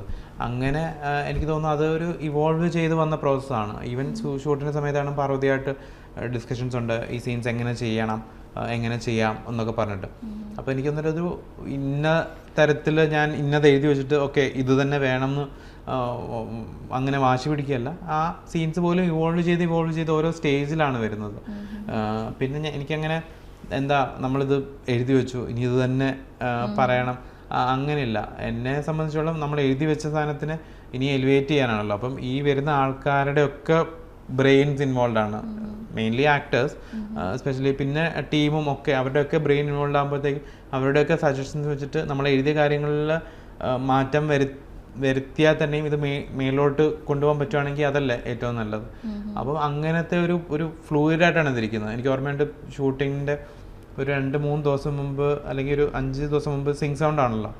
അപ്പം മഴയുണ്ട് ഫുൾ ടൈം. അപ്പം സിങ് സൗണ്ട് മഴയത്ത് സിങ് സൗണ്ട് ചെയ്യാനപ്പോൾ എല്ലാവർക്കും പേടിയാണ്. പേടി ഇൻ ദ സെൻസ് പലരും പ്രൊഡക്ഷൻ സൈഡിൽ നിന്നൊക്കെ എന്നോട് പറഞ്ഞു നമുക്ക് വെള്ളപ്പൊക്കം ഇങ്ങനത്തെ കുറേ പ്രൊഡക്ഷൻ ചലഞ്ചസ് ഉണ്ട്, അതിൻ്റെ കൂടെ ഭയങ്കര പെർഫോമൻസ് ഓറിയൻറ്റഡ് ആയിട്ടുള്ളൊരു പരിപാടി, അതിൻ്റെ കൂടെ സിങ് സൗണ്ടും ഉണ്ട്, അതിൻ്റെ കൂടെ ഫുൾ ടൈം മഴയും പെയ്യുന്നു. അപ്പോൾ മഴ പെയ്യുമ്പം റൂഫിലൊക്കെ വെള്ളം വന്നിട്ട് ഫുൾ നോയ്സ് ആയിരിക്കുമല്ലോ, അപ്പോൾ ഡയലോഗ് അത്ര ക്ലിയർ ആയിട്ട് കിട്ടുന്നുണ്ടാവില്ല. അപ്പം നമ്മൾ അതിനെപ്പറ്റി ഡിസ്കസ് ചെയ്യാൻ വേണ്ടി എനിക്കൊന്ന് JD ഒരു ഷൂട്ടിൻ്റെ കുറച്ച് 3-4 ദിവസം മുമ്പ് കാണാൻ വന്നു, സെറ്റും ഈ ലൊക്കേഷനൊക്കെ കാണാം. അപ്പം JD കഥ കേട്ടിട്ട് ഒരു ഇൻ്റർവെല്ലിന് തൊട്ട് മുമ്പുള്ള 1-2 സീൻസിൻ്റെ കുറച്ച് സജഷൻസ് പറഞ്ഞു. അപ്പോൾ ഷൂട്ട് തുടങ്ങാറായി. അപ്പം പക്ഷെ കേട്ടപ്പോഴത്തേക്ക് അതെനിക്ക് നന്നായിട്ട് തോന്നി. അപ്പോൾ ഞാനത് ആ സജഷൻസ് വെച്ചിട്ട് ഞാനൊന്നുകൂടെ റീറൈറ്റ് ചെയ്തു. അപ്പം ചില സീൻസ്, ഇപ്പോൾ ആദ്യത്തെ സീനൊക്കെ ഞാൻ എഴുതിക്കൊണ്ടിരിക്കും, ഷഹനാദ് വന്നു, ഞങ്ങൾ വേറെ ഷെഡ്യൂളായിട്ടാണ് ആ ഫസ്റ്റ് സീൻ, സിനിമയുടെ ഫസ്റ്റ് സീൻ നമ്മൾ ഷൂട്ട് ചെയ്യുന്നത്, മെയിൻ ഷെഡ്യൂളിലല്ല. അപ്പോൾ അതിൻ്റെ രാത്രിയിൽ ഞാനിങ്ങനെ എഴുതിക്കൊണ്ടിരിക്കുമ്പോൾ ഷഹനാദ് വന്ന് നോക്കുമ്പോൾ ഞാൻ അടുത്ത ദിവസം സീൻ വീണ്ടും ഡയലോഗ് റീറൈറ്റ് ചെയ്തുകൊണ്ടിരിക്കുക. പിന്നെ വീണ്ടും അടുത്ത ദിവസം ഞാൻ ആ ഡയലോഗുമായിട്ട് പാർവതിയായിട്ട് കാണാൻ മീറ്റ് ചെയ്യുമ്പോൾ അപ്പോൾ പാർവതി കുറേ സജഷൻസ് പറഞ്ഞു. അപ്പോൾ ഞാനും പാർവതിയായിട്ട് വീണ്ടും ആ ഡയലോഗ്സ് റീവർക്ക് ചെയ്തു. അങ്ങനത്തെ കാര്യങ്ങളൊക്കെ ഫ്ലൂയിഡായിട്ടാണ് നിൽക്കുന്നത്. ഇപ്പം ഒരു സമയത്ത് ഒരു ആക്ടർ എങ്ങനെ റിയാക്ട് ചെയ്യണം എന്നുള്ളത് പോലും അവരിൽ നിന്ന് അത് വരുന്നതാണ് എനിക്കെപ്പോഴും താല്പര്യം. ഞാൻ അവരോട് പറയുകയാണ് നിങ്ങൾക്കറിയാം, അല്ലെങ്കിൽ നിങ്ങൾ ദേഷ്യപ്പെടുക, അല്ലെങ്കിൽ നിങ്ങൾ ഇങ്ങനെ ചെയ്യുമോ, അത് പറയുന്നതിനെക്കാട്ടി ഞാൻ ചോദിക്കുക ഓക്കെ ഇതാണ് ഈ ക്യാരക്ടറിൻ്റെ സിറ്റുവേഷൻ, എന്തായിരിക്കും ചെയ്യുക. അപ്പം അവരിൽ നിന്ന് വരുന്നൊരു കാര്യം കിട്ടാനാണ് ഞാൻ എപ്പോഴും ശ്രമിക്കാറ്. അതിന് നമുക്ക് എങ്ങനെ ഷേപ്പ് ചെയ്യാൻ പറ്റും, എങ്ങനെ മോഡൽ ചെയ്യാൻ പറ്റും എന്നാണ് ഞാൻ ആലോചിക്കാറ്. അപ്പം ആക്ടേഴ്സിൻ്റെ ഏറ്റവും important of course their suggestion. അത് മാത്രമല്ല ക്രൂവിൻ്റെ ഫുൾ, എൻ്റെ HODസിൻ്റെ ഫുൾ, കാരണം എല്ലാവരും എക്സ്പീരിയൻസ്ഡ് ആയിട്ടുള്ള ആൾക്കാരാണ്. ഷഹനാദാണെങ്കിൽ എത്രയോ വർഷമായിട്ട് വർക്ക് ചെയ്യുന്നു, സൗണ്ട് ഡിസൈനേഴ്സ് JD, അനിൽ, ഇവർ രണ്ടുപേരും ഒരുപാട് നാളായിട്ട് വർക്ക് ചെയ്യുന്നു. അപ്പം ഇവരുടെയൊക്കെ ഓൺ സെറ്റിൽ നമ്മളാണല്ലോ ഇങ്ങനെ ക്ലോസ് ആയിട്ട് വർക്ക് ചെയ്യുക. അപ്പോൾ ഇവരുടെയൊക്കെ സജഷൻസ് ഭയങ്കര ഇമ്പോർട്ടൻ്റ് ആണ്. അപ്പം ചില സീൻസ് എഡിറ്റ് ചെയ്ത് കഴിയുമ്പം സെറ്റിൽ കിരണിൻ്റെ അസോസിയേറ്റ് ഉണ്ടാവും. അപ്പം അസോസിയേറ്റ് രാത്രിയിൽ ഇങ്ങനെ സീൻസ് എഡിറ്റ് ചെയ്യും. അപ്പോൾ ചില സീൻസ് എഡിറ്റ് ചെയ്യുമ്പം എനിക്ക് സംശയമുള്ള സീൻസ് ഞാൻ കിരണിന് അയച്ചു കൊടുക്കും. എന്നിട്ട് ഈ സീൻ നോക്കി ഇത് പ്രശ്നമുണ്ടോ, വീണ്ടും എന്തെങ്കിലും റീഷൂട്ട് ചെയ്യാൻ പറ്റുമോ, റീഷൂട്ട് ചെയ്യാനുള്ള സാഹചര്യം ഒന്നുമില്ലെങ്കിലും എന്തെങ്കിലും നിവൃത്തിയാണെങ്കിൽ ചെയ്യാമെന്നുള്ള രീതിയിൽ. അപ്പോൾ അങ്ങനെ അതൊരു കോൺസ്റ്റൻറ്റ് ഡിസ്കഷൻസും അങ്ങനെയാണ് ആ കാര്യങ്ങൾ മുന്നോട്ട് പോകുന്നത്. സാറിൻ്റെ ഒരു വലിയ ക്വാളിറ്റി ആയിട്ട് എനിക്ക് തോന്നുന്നു. കാരണം നമ്മൾ ചെയ്തു വെച്ചേക്കുന്നൊരു സ്ക്രിപ്റ്റിൽ അല്ലെങ്കിൽ അങ്ങനെ ഒരു ചേഞ്ച് കൊണ്ടുവരാൻ ചിലപ്പം എല്ലാവരും ഒന്നും ആഗ്രഹിക്കത്തില്ല, അല്ലെങ്കിൽ മറ്റുള്ളവരിൽ അഭിപ്രായം പറയും, പക്ഷെ എല്ലാം ഒന്നും ചിലപ്പം നമ്മൾ അക്സെപ്റ്റ് ചെയ്യണമെന്നില്ല. അത് വലിയൊരു ക്വാളിറ്റി ആയിട്ട് എനിക്ക് തോന്നുന്നു. സാർ അതേപോലെ ഈ നമ്മൾ പ്രൊഡക്ഷനിലേക്ക് വരും, പ്രൊഡക്ഷൻ ഡിസൈനിങ് അല്ലെങ്കിൽ ആർട്ടിലേക്ക് വരുമ്പോഴത്തേന് അതും ഇതിൻ്റെ ഒരു വലിയൊരു ഫാക്ടർ തന്നെയാണ്. ശരിക്കും എന്തെങ്കിലുമൊക്കെ കംപ്ലീറ്റ് സെറ്റായിരുന്നോ അതോ റിയൽ ആയിട്ടുണ്ടായിരുന്നോ ഈ വെള്ളപ്പൊക്കം അങ്ങനത്തെ കാര്യങ്ങളൊക്കെ? അപ്പോൾ എനിക്ക് ഏറ്റവും പ്രധാനപ്പെട്ട കാര്യം ഞങ്ങളൊന്നും സെറ്റ് ഇട്ടിട്ടില്ല. ഇങ്ങനത്തെ ഒരു സിനിമ ആദ്യം ചെയ്യുമ്പോൾ എല്ലാവരും പറയുക സെറ്റ് ഇടാനാണ്. ബിക്കോസ് അതാണ് ഏറ്റവും എളുപ്പമുള്ള വഴി. നമുക്ക് ഇപ്പം ഒരു പാടത്ത് പോയിട്ട് ഒരു വീടിൻ്റെ സെറ്റ് ഇട്ട് കഴിഞ്ഞാൽ നമുക്ക് അവിടെ വെള്ളം കയറ്റാൻ വളരെ എളുപ്പമാണ്. കാരണം പാടം പ്രത്യേകിച്ച് കുട്ടനാട്ടിലെ പാടം എപ്പോഴും സീ ലെവലിന് കുറച്ച് താഴെയാണ്. കുട്ടനാട് തന്നെ താഴെയാണ്, പാടം കുറച്ചുകൂടെ താഴെയായിരിക്കും. അപ്പോൾ അതിൻ്റെ ബണ്ടൊന്ന് പൊട്ടിച്ച് കഴിഞ്ഞാൽ പാടത്തിൽ വെള്ളം കയറും. അപ്പം ഒട്ടും പ്രയാസമുള്ളൊരു കാര്യമല്ല അവിടെ വെള്ളം കയറ്റാമെന്ന്. അല്ലെങ്കിൽ അങ്ങനത്തെ കുറേ ഓപ്ഷൻസൊക്കെ ഞങ്ങൾ ആലോചിച്ചിരുന്നു, കൺസിഡർ ചെയ്തിരുന്നു ആദ്യത്തെ സമയത്ത്. പക്ഷേ ഞങ്ങൾ ഷൂട്ട് ചെയ്യുന്നത് ശരിക്കും എൻ്റെ അമ്മയുടെ വീട്ടിലാണല്ലോ, ഞാൻ പറഞ്ഞല്ലോ. അപ്പോൾ അവിടെ കൊച്ചിലെ തൊട്ടേ ഞങ്ങൾ എപ്പോഴും വെള്ളം കയറുന്നതാണ്. ഞങ്ങൾ എപ്പോഴും ഇവിടെ കളിക്കാൻ പോകും. പ്രോപ്പർ കുട്ടനാട്, മുട്ടാർ എന്നാണ് സ്ഥലത്തിൻ്റെ പേര്. അപ്പം അവിടെ കൊച്ചിലെ തൊട്ട് എപ്പോഴും ഞങ്ങൾ വെള്ളപ്പൊക്കം ഉണ്ടാകും. എല്ലാ മഴക്കാലത്തും വെള്ളം കയറും. ഞങ്ങൾ കുട്ടികൾ കളിക്കാൻ പോകും. ഞങ്ങൾക്ക് ഭയങ്കര ഇഷ്ടമാണ് ആ സമയത്ത്. അപ്പം ഞങ്ങൾ കണ്ട് വളർന്നൊരു കാര്യമാണ്. അപ്പം ഞങ്ങൾ ലൊക്കേഷൻ നോക്കിയിട്ട് ഈ വീട് ഫിക്സ് ചെയ്തതിന് ശേഷം പിന്നെ ഞങ്ങൾ മഴക്കാലത്താണ് സിനിമ ഷൂട്ട് ചെയ്യാൻ പ്ലാൻ ചെയ്തത്. കാരണം ഒറിജിനൽ വെള്ളപ്പൊക്കം കിട്ടും എന്നുള്ള പ്രതീക്ഷയിൽ മഴ വരുമ്പോൾ. പക്ഷേ ഞങ്ങൾക്ക് ആ സമയത്ത് കിട്ടിയില്ല. അപ്പം പക്ഷേ അത് ഒരു കണക്കിന് നന്നായി. കാരണം ആ വെള്ളപ്പൊക്കം ഉണ്ടായിരുന്നെങ്കിൽ ഞങ്ങൾക്ക് അവിടെ ഷൂട്ട് ചെയ്യാൻ ഞങ്ങൾ ഭയങ്കരമായിട്ട് പാടുപെട്ടേനെ. അത് ഞങ്ങളുടെ കയ്യിൽ നിൽക്കാതെ വന്നേനെ. അപ്പം ഞങ്ങൾ ആ സെറ്റിലേക്ക് വെള്ളം പൊക്കുകയാണ് ചെയ്തത്, ആർട്ടിഫിഷ്യലി വെള്ളം പൊക്കുകയാണ്. അപ്പം ആ ഫുൾ സ്ഥലത്തിന് ചുറ്റും ഞങ്ങൾ ബണ്ട് കെട്ടിയിട്ട് വെള്ളം പമ്പ് ചെയ്ത് കയറ്റും. അപ്പം സിങ് സൗണ്ട് ചെയ്യുന്നതാണ്. നമ്മൾ ഷൂട്ടിംഗ് നടക്കുന്ന സമയത്ത് നമുക്ക് പമ്പ് ചെയ്യാൻ പറ്റില്ല, കാരണം സൗണ്ട് ഡിസ്റ്റർബ്ഡ് ആവും. അപ്പോൾ അതിൻ്റെ തലേ ദിവസം രാത്രി ഫുൾ പമ്പ് ചെയ്യും. പിന്നെ ഓരോ ലെവലുകളുണ്ടാകും. വെള്ളത്തിന് ഇത്ര ലെവൽ വേണം, ലെവൽ 2, ലെവൽ 3. അപ്പോൾ അത് ഷെഡ്യൂളിലുണ്ടാവും. അപ്പോൾ ഇത്ര ലെവൽ. അപ്പോൾ രാത്രി തലേ ദിവസം അത് ആർട്ടിന് കൊടുക്കും, ഇത്ര ലെവൽ. ഓക്കെ, അപ്പോൾ അവർ ഇത്ര ലെവൽ വരെ വെള്ളം പമ്പ് ചെയ്ത് കഴിയും. അപ്പോൾ അടുത്ത ദിവസം ആ വെള്ളമുണ്ട്. അങ്ങനെയാണ് ഈ വെള്ളത്തിൻ്റെ പരിപാടി. പിന്നെ കുറേ സീൻസ് ഒറിജിനൽ വെള്ളപ്പൊക്കമാണ്. അത് ഞങ്ങൾക്ക് സെറ്റ് ഇടാൻ ഞങ്ങൾ ട്രൈ ചെയ്തിട്ട് അതിനെ റിയലിസ്റ്റിക് ആയിട്ട് കിട്ടില്ല എന്ന് മനസ്സിലായപ്പോൾ ഞങ്ങൾ വെള്ളപ്പൊക്കം വരാൻ വേണ്ടി വെയിറ്റ് ചെയ്തിട്ട് വെള്ളപ്പൊക്കം വന്നപ്പം പെട്ടെന്ന് ഈ ക്രൂവിനെ മൊത്തം ആക്ടിവേറ്റ് ചെയ്തു. അവരൊക്കെ ഓരോ സ്ഥലത്താണ്. അപ്പം വെള്ളപ്പൊക്കം നമുക്ക് നേരത്തെ പ്രെഡിക്റ്റ് ചെയ്യാൻ പറ്റില്ല. അപ്പോൾ നമ്മൾ മൺസൂണിൽ ഇങ്ങനെ വെയിറ്റ് ചെയ്തിരിക്കണം എപ്പോൾ വെള്ളം പൊങ്ങും. അപ്പോൾ വെള്ളം പൊങ്ങി, മഴ വന്ന് വെള്ളം പൊങ്ങുന്ന സമയത്ത് നമ്മൾ ഒരു 2 ദിവസത്തിൽ എനിക്ക് തോന്നുന്നു എല്ലാവരെയും ഓണാക്കി ആ സ്ഥലത്തേക്ക് വീണ്ടും കൊണ്ടുവന്നിട്ട് അങ്ങനെയാണ് ഷൂട്ട് ചെയ്യുന്നത്. അപ്പോൾ ഈ ആക്ടേഴ്സിനൊക്കെ അവിടെ എത്തിക്കാനും ഈ എക്യുപ്മെൻറ്റ്സ് അവിടെ എത്തിക്കാനും ഒക്കെ പാടാണ്. ഫുൾ നമ്മൾ കാണുന്ന സ്ഥലത്ത് വെള്ളമാണ് ഓഫ് കോഴ്സ്, പക്ഷെ അവിടെ എത്തിപ്പെടാൻ തന്നെ ഭയങ്കര പാടാണ്. അപ്പം ഈ കുട്ടനാട്ടിൽ നിന്നൊക്കെ ആൾക്കാർ എല്ലാവരും പൊക്കോണ്ടിരിക്കുകയാണ്, രക്ഷപ്പെട്ടുകൊണ്ടിരിക്കുക. അപ്പോഴാണ് ഞങ്ങൾ ഷൂട്ട് ചെയ്യാൻ വേണ്ടി അങ്ങോട്ട് ചെല്ലുന്നത്.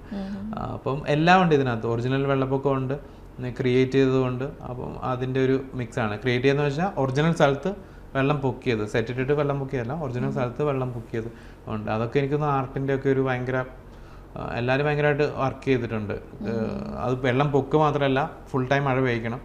അപ്പോൾ ഈ റൂഫിൽ, പഴയ വീടായതുകൊണ്ട് റൂഫിൽ വെള്ളം ഷീറ്റുണ്ട്, വെള്ളം വീണ ശബ്ദം വരും. അപ്പം ഈ ആർട്ടുകാർ അതിനുവേണ്ടി വേറൊരു റൂഫ് ഉണ്ടാക്കി, ഈ വെള്ളം മഴ പെയ്യ്ക്കാൻ വേണ്ടി മാത്രം. അപ്പോൾ അവിടെ പെയ്യ്ക്കുമ്പം സൗണ്ട് അധികം കേൾക്കില്ല. അപ്പം ഈ മുറി വെക്കുമ്പോൾ ആ റൂഫ് എടുത്ത് അവർ ഇവിടെ വെക്കും. വേറെ മുറിയിൽ ഷൂട്ട് ചെയ്യുമ്പോൾ ഈ റൂഫ് പൊക്കിയിട്ട് അവിടെ വെക്കും. എന്നിട്ടാണ് അവിടെ മഴ പെയ്ച്ച് ഷൂട്ട് ചെയ്യുക. അങ്ങനെ ആർട്ട് ഡിപ്പാർട്ട്മെൻറ്റൊക്കെ ഭയങ്കര. അപ്പം JD സൗണ്ട് ഡിസൈനേഴ്സ് ബോംബെയിലൊക്കെ വർക്ക് ചെയ്തിട്ടുണ്ട്. അപ്പോൾ അവർ പറയുമായിരുന്നു, ബോംബെയിലൊക്കെ ആണെങ്കിൽ ഈ ഇങ്ങനത്തെ ഒരു പരിപാടി ചെയ്യണമെങ്കിൽ ഭയങ്കര കോസ്റ്റ് ആയാണ്. ഇതൊരു ഭയങ്കര എഫിഷ്യൻ്റ് ഇത്രയും കോംപ്ലിക്കേറ്റഡ് ഇത് ചെയ്യുന്നത്. അതുപോലെ തന്നെ ലൈറ്റ് ബോയ്സും എല്ലാവരും ഭയങ്കരമായിട്ട്, നമ്മുടെ അടുത്ത ലൈറ്റ് ബോയ്സ് എന്ന് വെച്ചാൽ ലൈറ്റ് ചെയ്യുക മാത്രമല്ല, അവർ മഴ പെയ്യ്ക്കും, അല്ലെങ്കിൽ റെയിൻ മെഷീൻ ഓപ്പറേറ്റ് ചെയ്യും. അങ്ങനെ എല്ലാവരും കൂടെ നിന്നിട്ടാണ് ചെയ്യുന്നത്. അപ്പോൾ അവരുടെയൊക്കെ കാലിൽ ഫുൾ ടൈം വെള്ളത്തിൽ നിൽക്കുകയാണല്ലോ. അവരാണല്ലോ ഏറ്റവും കൂടുതൽ പുറത്ത് ലൈറ്റ് വെച്ചിട്ട്. അപ്പോൾ അവരുടെയൊക്കെ കാലിലിങ്ങനെ ഓരോ ദിവസം ഇങ്ങനെ ഒരുപാട് പേരുടെ കാലിലൊക്കെ ഒരുപാട് പ്രശ്നം വന്നു, ഭയങ്കര ബുദ്ധിമുട്ടായിരുന്നു എല്ലാവർക്കും. പക്ഷേ ഈ പറഞ്ഞ പോലെ എല്ലാവരും കൂടെ നിന്നിട്ടാണ് ഇങ്ങനത്തെ ഒരു ഇത് നമുക്ക് എക്സിക്യൂട്ട് ചെയ്യാൻ പറ്റുക. അതുപോലെ തന്നെ ഈ വള്ളമൊക്കെ നമ്മൾ കാണുമ്പോൾ ഒരു വള്ളം ഇങ്ങനെ പോകുന്നത് മാത്രമേ ഉള്ളൂ. പക്ഷേ ഈ വള്ളം അവിടെ എത്തിക്കണമെങ്കിൽ ഈ വള്ളം എല്ലാവരും കൂടെ പൊക്കി റോഡിൽ കൂടെ കൊണ്ടുപോയിട്ട് അവിടെ എത്തിക്കേണ്ട അവസ്ഥയൊക്കെ വന്നിട്ടുണ്ട്. കാരണം ഇവിടെ വെള്ളപ്പൊക്കം ഉണ്ട്, അവിടെ വെള്ളപ്പൊക്കം ഇല്ല, അതിൻ്റെ ഇടയ്ക്ക് റോഡുണ്ടാവും. അപ്പം ഈ വള്ളം അത് ഷഹനാദ് ഉൾപ്പെടെ, ഷഹനാദ്, DOP, ഡിക്സൺ ചേട്ടൻ, ഇവരൊക്കെ ഫുൾ ചെളിയിൽ നിന്നിട്ട് ഈ വള്ളം പൊക്കി, ലൈറ്റ് ബോയ്സും എല്ലാവരും കൂടെ വെള്ളം പൊക്കിയൊക്കെയാണ് അപ്പുറമൊക്കെ കൊണ്ടുപോകുന്നത്. അപ്പം അങ്ങനെ എല്ലാവരും ഭയങ്കരമായിട്ട് ഒരുമിച്ച് നിന്ന് വർക്ക് ചെയ്തൊരു ഫിലിമാണ്. ഹാർഡ് വർക്ക് ചെയ്തൊരു.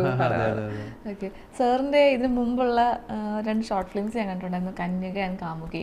അപ്പോൾ ഇതിലേക്ക് വരുമ്പോഴും ഉള്ളൊഴുക്കിൽ ഈ 3 എണ്ണത്തിൽ ഞാൻ ശ്രദ്ധിച്ചൊരു കാര്യം എന്താ, സ്ത്രീ കഥാപാത്രങ്ങൾക്ക് വളരെ ഇമ്പോർട്ടൻസ് ഉണ്ട്. ഭയങ്കര ശക്തമായിട്ടുള്ള സ്ത്രീ കഥാപാത്രങ്ങളാണ്. അവരുടെ ഉള്ളിലെ സംഘർഷങ്ങൾ, എന്താ പറയുക, കുറേ പ്രശ്നങ്ങൾ.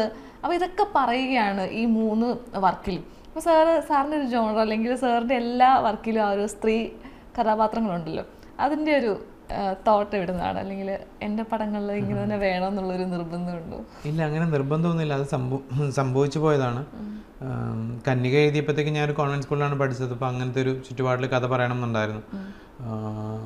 പിന്നെ ഞാൻ ആലോചിക്കുന്നത്, നമ്മളൊരു കഥ പറയുമ്പോൾ അത് ഏറ്റവും കൂടുതൽ ഡ്രാമാറ്റിക്കായിട്ട് പറയാൻ പറ്റണമല്ലോ, ഏറ്റവും കൂടുതൽ ഇമ്പാക്റ്റോട് പറയാൻ പറ്റണം. അപ്പോൾ ഈ കഥാ സാഹചര്യത്തിലൊക്കെ നമ്മളൊരു ആണിനെ പ്ലേസ് ചെയ്ത് കഴിഞ്ഞാൽ അവർക്ക് ഇത്രയും സ്റ്റേക്സ് ഉണ്ടാവില്ല. ഇപ്പോൾ ഏത് കഥയിലാണ് നോക്കി, ഇപ്പോൾ കാമുകിയിൽ ഒരു സ്കൂൾ കുട്ടിയുടെ കഥയാണ്. അപ്പം ആ സിറ്റുവേഷനിൽ ഒരു ആൺകുട്ടീനെ പ്ലേസ് ചെയ്ത് അവർക്ക് അത്രയും സ്റ്റേക്സ് ഉണ്ടാവില്ല. അപ്പം ഹയർ ദ സ്റ്റേക്സ് പിന്നെ ബെറ്റർ ദ ഡ്രാമ. അപ്പം ബേസിക്കലി അതാണ്. പക്ഷെ ഞാനത് ആലോചിച്ചിട്ട് ചെയ്യുന്നതല്ല, അത് അങ്ങനെ സംഭവിച്ചു പോയതാണ്. ഇപ്പം ഈ 2 ഷോർട്ട് ഫിലിംസ്, ഈവൻ കറിയൻ സൈനിലും നടുക്ക് നിൽക്കുന്നത് ഒരു സ്ത്രീയാണ്, ഇപ്പം ഇതിലൊരു സ്ത്രീയാണ്. ഈവൻ ഇപ്പം എനിക്ക് അടുത്ത വന്നൊരു ഹിന്ദി എന്നുള്ളൊരു പ്രോജക്റ്റിലും ഒരു വുമൺ പ്രോട്ടോഗോണിസ്റ്റാണ്. അപ്പോൾ അത് എന്തുകൊണ്ട് അങ്ങനെ സംഭവിക്കുന്നത്, എൻ്റെ അടുത്ത് മാത്രം എന്തുകൊണ്ട് ഇങ്ങനെ വരുന്നതെന്ന് ചോദിച്ചാൽ എനിക്കറിയില്ല. പക്ഷേ അതങ്ങനെ, അപ്പം അതുകൊണ്ട് തന്നെ ഞങ്ങൾക്ക് ഈ ഫിലിം എടുക്കാൻ കുറേ പറഞ്ഞല്ലോ നേരത്തെ, എന്തുകൊണ്ട് ഇത്രയും സമയം എടുത്തു. അപ്പം ഇതൊരു ചെറിയ സിനിമയല്ല, ഇതിനൊരു പ്രത്യേകതരം ബഡ്ജറ്റ് ആവശ്യമുണ്ട്. കാരണം ഈ പറഞ്ഞ പോലെ വെള്ളപ്പൊക്കം, മഴയൊക്കെ ഉണ്ട്. അപ്പം അത്രയും ഒരു ബഡ്ജറ്റ് വുമൺ ലീഡ്സിനെ വെച്ച് മൗണ്ട് ചെയ്യാൻ കുറച്ച് ബുദ്ധിമുട്ടായിരുന്നു. കാരണം നമ്മുടെ ഒരു ഇൻഡസ്ട്രിയുടെ ഒരു നേച്ചറും കാര്യങ്ങളൊക്കെ വെച്ചിട്ട്. അപ്പം അതൊക്കെ കൊണ്ട് ആണ് ഒരുപാട് സമയം എടുത്തത്. പിന്നെ പറഞ്ഞാൽ ഞങ്ങൾ ഈ പ്രീ പ്രൊഡക്ഷൻ ചെയ്യുന്ന സമയത്ത് ഇതിന് മുമ്പ് ഒരു പ്രൊഡ്യൂസർ എൻ്റെ കൂടെ വർക്ക് ചെയ്തിരുന്നു, ഒരു വുമൺ പ്രൊഡ്യൂസർ, ഭയങ്കര എസ്റ്റാബ്ലിഷ്ഡ് ആയിട്ടുള്ള. അപ്പം ഞങ്ങൾക്ക് ഫണ്ട് റേസ് ചെയ്യാനുള്ള ബുദ്ധിമുട്ട് നടക്കുന്ന സമയത്ത് അവരിങ്ങനെ എൻ്റെ അടുത്ത് പറഞ്ഞു, ക്രിസ്റ്റോഫ് പ്ലീസ് നെക്സ്റ്റ് ടൈം എന്താണ് ആണുങ്ങളെ സെൻട്രൽ ഇത് വെച്ചിട്ട് സിനിമ എടുക്കാവുള്ളൂ. അവർ തമാശയ്ക്ക് പറഞ്ഞതാണ്, ബട്ട് ഞാൻ പറയുവാണ്. അപ്പം അത്രയും പാടായിരുന്നു ഈ പറഞ്ഞ പോലെ വുമൺ ലീഡ്സിനെ വെച്ച് പ്രോജക്റ്റ് മൗണ്ട് ചെയ്യാൻ, ഫൈനാൻസ് കിട്ടാനും ഒക്കെ. പക്ഷേ എന്തുകൊണ്ട് അങ്ങനെ വരുന്നു എന്ന് ചോദിച്ചു കഴിഞ്ഞാൽ എനിക്ക് അതിനൊരു സോളിഡ് ആയിട്ടുള്ളൊരു ഉത്തരവില്ല. പക്ഷെ എനിക്കൊന്ന് ഇന്നലെ ഉർവശി ചേച്ചി ഇൻ്റർവ്യൂവിൽ അതിന് വളരെ നല്ലൊരു ഉത്തരം പറയുന്നുണ്ട്. അപ്പോൾ ആ ഉത്തരം കേട്ടപ്പോൾ എനിക്ക് തന്നെ സന്തോഷം തോന്നി. അപ്പോൾ ഒരുപക്ഷെ അതായിരിക്കാം ചെറിയ ഒരു നല്ല ഉത്തരം തോന്നുന്നു, എന്തുകൊണ്ടാണ് വുമൺ ലീഡ്സ് വരുന്നതിനെ പറ്റി. എനിക്ക് തോന്നുന്നു ഉത്തരം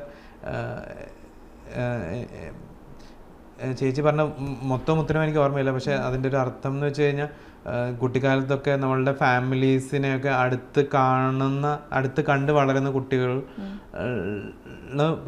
എന്താണ് അങ്ങനെ സെൻസിറ്റീവ് ആയിട്ടുള്ള കുട്ടികളിലും ആയതുകൊണ്ടാണ് ഇങ്ങനെ ചെയ്യാൻ പറ്റുന്നത് എന്നാണ് പറഞ്ഞത്. ചേച്ചിയെ ഭയങ്കര നന്നായിട്ടും വളരെ ഡീറ്റെയിൽഡ് ആയിട്ടും ആർട്ടിക്കലായിട്ടും പറയുന്നുണ്ട്.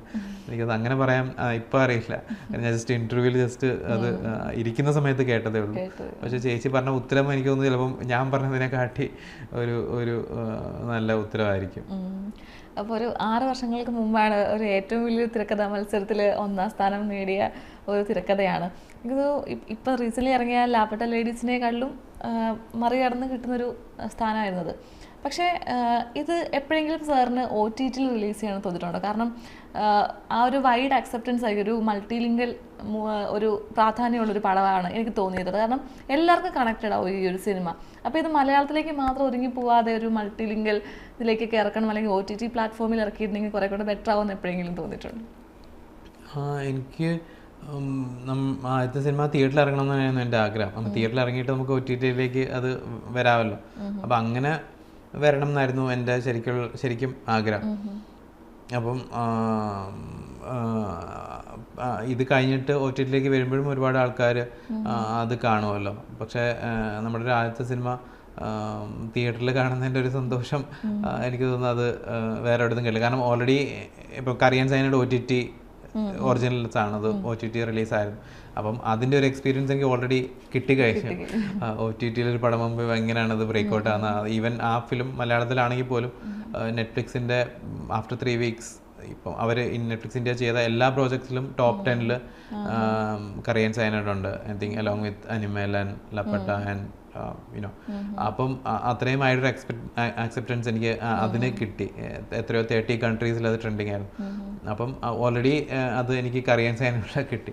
അപ്പോൾ ഇതെനിക്ക് തിയേറ്ററിൽ ഒരു എക്സ്പീരിയൻസ് ആണ്. ഞാൻ വെയിറ്റിംഗ് ടു എക്സ്പീരിയൻസ് ദാറ്റ്. ഇപ്പോൾ കുറേ കാര്യങ്ങൾ ചെയ്തു വെച്ചു. അപ്പോൾ എങ്ങനെയുണ്ട്, ഹൗ സാറ്റിസ്ഫൈഡ് യു ആർ ഈ ഒരു ഇതിന് ശേഷം? ഞാൻ എന്താണ് ഹാപ്പിയാണ്, സാറ്റിസ്ഫൈഡ് ആണ്. ബിക്കോസ് ഞാൻ ഈ സിനിമ എഴുതി തുടങ്ങിയപ്പോഴത്തേക്കും ഞാൻ വിചാരിച്ചില്ല അത് ഇത്രയും ഒരു സ്കെയിലിൽ ചെയ്യാൻ പറ്റും, ഇത്രയും ഡ്രീം കാസ്റ്റിനോട് വർക്ക് ചെയ്യാൻ പറ്റും. എല്ലാ കാര്യങ്ങളും നന്നായിട്ട് വരണമല്ലോ. അപ്പം ഇതിനകത്ത് എൻ്റെ ഏറ്റവും വലിയ ബുദ്ധിമുട്ട് ഇതിനടുത്ത സമയമാണ്. അത് ഭയങ്കര ഡിഫിക്കൽട്ടായിരുന്നു, ഭയങ്കര ലോൺലി, ഭയങ്കര ഒരു നമ്മളെ തന്നെ ഡൗട്ട് ചെയ്യുന്ന സമയം. നമ്മുടെ ചോയ്സസ്, ഇപ്പം ഈ സിനിമ എഴുതി തുടങ്ങിയ സമയത്ത് എനിക്ക് വേറെ ഓഫേഴ്സ് വന്നപ്പോഴും ഞാനത് ചെയ്യുന്നില്ല എന്ന് തീരുമാനിച്ചു. ബിക്കോസ് ഞാൻ വിചാരിച്ചത് ഈ സിനിമ പെട്ടെന്ന് നടക്കും എന്നാണ്. ഞാൻ വേറെ അസിസ്റ്റ് ചെയ്യാനും ഒന്നും അധികം പോയിട്ടില്ല. ഞാൻ വിചാരിക്കുന്നത് ഈ സിനിമ നമ്മൾ എഴുതുന്നു, അടുത്ത ഒരു 6 മാസത്തിൽ അല്ലെങ്കിൽ ഒരു വർഷത്തിൽ അത് ഷൂട്ട് ചെയ്യുന്നു, അടുത്ത 6 മാസത്തിൽ റിലീസാകും. ഇങ്ങനെയുള്ള നമ്മൾ വിചാരിക്കുന്നില്ല ഇതിങ്ങനെയൊക്കെ നീണ്ടു പോകുന്നു. ഓഫ് കോഴ്സ് കോവിഡ് വന്നു, അത് നമ്മുടെ കയ്യിലല്ല. കോവിഡും ഇത്രയും വർഷം പോകുമെന്ന് നമ്മളാരും വിചാരിച്ചില്ല. അപ്പം ഞങ്ങൾ ആദ്യം ഷൂട്ട് ചെയ്യാൻ പോയി, അത് മുടങ്ങിപ്പോയി. അത് വീണ്ടും 1 വർഷം കഴിഞ്ഞിട്ട് വീണ്ടും കുറച്ചുകൂടി വലിയ സ്കെയിലിൽ ഷൂട്ട് ചെയ്യാൻ പറ്റി. അപ്പം എനിക്ക് ആ സമയം മാത്രമാണ് തിരിഞ്ഞു നോക്കിയാൽ ഇത് കുറച്ചുകൂടെ സ്പീഡിൽ നടന്നിരുന്നെങ്കിൽ എന്ന് ഞാൻ ആഗ്രഹിച്ചിട്ടുണ്ട്. എനിക്കൊരു എന്തെങ്കിലും ഒരു കുറവ് ഈ ജേണലിൽ പറയാനുണ്ടെങ്കിൽ അത് മാത്രം ആയിരിക്കും. പിന്നെ ആദ്യത്തെ സിനിമ സ്വന്തമായിട്ട് എഴുതണമെന്ന് ഭയങ്കര ഒരു വാശിയുണ്ടായിരുന്നു. അപ്പം ചിലപ്പം തോന്നും ഇപ്പം അത്രയൊന്നും വാശി പിടിക്കേണ്ട ആവശ്യം ഉണ്ടായിരുന്നില്ല, നമുക്ക് കോ റൈറ്റേഴ്സിനൊക്കെ വെച്ചിട്ടാണെങ്കിൽ കുറച്ചുകൂടെ ഇത്ര ലോൺലി ആവില്ല ആ പ്രോസസ്സ് എന്നൊക്കെ എനിക്ക് തോന്നിയിട്ടുണ്ട്. പിന്നെ അങ്ങനെയാണ്. പക്ഷേ ഈ സിനിമയുടെ കാര്യം വെച്ച് നോക്കുമ്പം എനിക്ക് ഒന്നും പറയാനില്ല. കാരണം എൻ്റെ ഒരു ഡ്രീം കാസ്റ്റ്, ഈ പ്രൊഡ്യൂസേഴ്സ് നോക്കിക്കഴിഞ്ഞാൽ മലയാളത്തിൽ നിന്നൊരു ഫസ്റ്റ് ടൈം ഫിലിം മേക്കറിന് കിട്ടാവുന്നതിൽ വെച്ചിട്ട് ഏറ്റവും വലിയ producers Ronnie Screwvala, Rang De Basanti, Jodhaa Akbar, I mean like നമുക്ക് പറയാൻ എന്താണ് ഒരുപാട് സിനിമകളുണ്ട്. അഭിഷേക് ചൗബെ, ഉടുത്ത പഞ്ചാബ്, ദേഖ് ഇഷ്കിയൻ്റെ ഒക്കെ ഡയറക്ടർ, ഭയങ്കര നല്ലൊരു story teller. And Honey Trehan, I mean he's also gem of a person. Because ഒരു പ്രൊഡ്യൂസറെ പോലെ അല്ല ഹണി ഈ പ്രോജക്റ്റ് കണ്ടതും അല്ലെങ്കിൽ എന്നോട് ഇത് ഇൻട്രാക്ട് ചെയ്യുന്നതൊക്കെ. ഭയങ്കര എന്താണ് ഓപ്പൺനെസ്സും ഭയങ്കര ജെന്യൂനായിട്ടും ഭയങ്കര ഒരു പ്രൊഡ്യൂസർ ചെയ്യാത്ത പല കാര്യങ്ങളും ഹണി ഈ പ്രോജക്റ്റിന് വേണ്ടി ചെയ്യാൻ തയ്യാറായിട്ടുണ്ട്. പിന്നെ ഇതിൻ്റെ crew of course, I mean from Shahnad who was more than A DOP. Because Shahnad ഈ പ്രോജക്റ്റിന് വേണ്ടി കുറേ പ്രോജക്റ്റുകൾ മാറ്റി വെച്ചിട്ടുണ്ട്. എത്രയോ വർഷം ഞാൻ അൻവറൊക്കെ കാണുമ്പോൾ അൻവറൊക്കെ ഇങ്ങനെ ഉണ്ട്, ഷഹനാദിനോട് ചോദിക്കുമ്പോൾ ഏത് പ്രോജക്റ്റ് ചെയ്യുന്നത് ഉള്ളൊഴുക്ക്, അടുത്ത വർഷം ഏത് പ്രോജക്റ്റ് ഉള്ളൊഴുക്ക്, അങ്ങനെ കുറേ വർഷം. അപ്പോൾ ഷഹനാദ് ഈ പ്രോജക്റ്റിലൂടെ എനിക്കൂടെ ഏറ്റവും കൂടുതൽ ട്രാവൽ ചെയ്തിട്ടുള്ള ആളാണ്. ഐ മീൻ ഒരു ഈ പ്രൊഡക്ഷൻ വരുന്നതിനും എന്താണ് ആക്ടേഴ്സ് വരുന്നതിനും ഒക്കെ മുമ്പ്. അപ്പം ഒരു DOP പോലെയല്ല, പക്ഷെ അങ്ങനെ ട്രാവൽ ചെയ്ത ഒരാളാണ് ഷഹനാദ്. ഈ പറഞ്ഞ പോലെ സുഷിനൊക്കെ ഇത്രയും പ്രോജക്ട്സ് ചെയ്ത് നിൽക്കുമ്പം എന്താ ഈ കട്ട് കണ്ടിട്ട് ഇഷ്ടപ്പെട്ടുകൊണ്ട് മാത്രം ഈ സിനിമ ചെയ്യാൻ തീരുമാനിച്ചതാണ്. JD, അനിൽ രാധാകൃഷ്ണൻ, കിരൺ ദാസ്, അങ്ങനെ ഭയങ്കര ഒരു നല്ല ക്രൂ.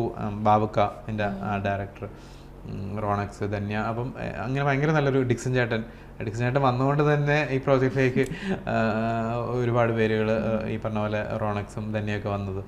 അപ്പം അത്രയും നല്ലൊരു രീതിയിൽ എനിക്ക് വർക്ക് ചെയ്യാൻ പറ്റിയെന്നുള്ളത് ഭയങ്കര വലിയൊരു കാര്യം. ബിക്കോസ് എനിക്ക് തോന്നുന്നില്ല ഒരുപാട് ഫസ്റ്റ് ടൈം ഡയറക്ടേഴ്സിന് ഇങ്ങനൊരു ഓപ്പർച്യൂണിറ്റി കിട്ടും എന്നുള്ളത്. അപ്പം എന്താണ് ഇപ്പം പലപ്പോഴും ഞാൻ എൻ്റെ ഫിലിമിൻ്റെ പോസ്റ്റേഴ്സൊക്കെ കണ്ടിട്ട് പുറത്തുനിന്ന് ബാംഗ്ലൂരിൽ നിന്നൊക്കെ റോണി പ്രൊഡ്യൂസ്ഡ് എ ഫിലിം എന്ന് പറഞ്ഞിട്ട് അവർ ഭയങ്കര എക്സൈറ്റഡ് ആയിട്ട് പറയും. അപ്പം എൻ്റെ വൈഫും ഇങ്ങനെ പറയും, എന്താ ലൈക്ക് ഒരു ഫസ്റ്റ് ഫിലിമിന് കിട്ടാവുന്നതിൽ വെച്ച് ഏറ്റവും നല്ല, പ്രത്യേകിച്ച് ഇങ്ങനത്തെ ഒരു സ്റ്റോറി, ഇങ്ങനത്തെ ഒരു കഥയ്ക്ക് കിട്ടാവുന്ന ഏറ്റവും വലിയൊരു പ്ലാറ്റ്ഫോമാണ് എനിക്ക് കിട്ടിയിരിക്കുന്നു തോന്നുന്നു. പിന്നെ ഫൈനലി പറഞ്ഞ പോലെ സമയം എടുത്തു, പക്ഷേ സുഷിൻ ഇന്നലെ പറഞ്ഞ പോലെ കറിയൻ സൈനൈഡ് ഇറങ്ങി, അതൊരു വലിയ ഹിറ്റായി മാറി. അതിനുശേഷമാണ് ഈ ഫിലിം വരുന്നത്. ഈ പറഞ്ഞ പോലെ സെക്കൻഡ് പ്രൈസ് കിട്ടിയ ലാപ്പട്ട ലേഡീസ് വലിയൊരു ഹിറ്റായി മാറി. അതിനുശേഷമാണ് ഇത് വരുന്നത്. സുഷിൻ തന്നെയാണെങ്കിലും ആവേശം, മഞ്ഞുമേലൊക്കെ കഴിഞ്ഞിട്ട് ഇത് വരുന്നു.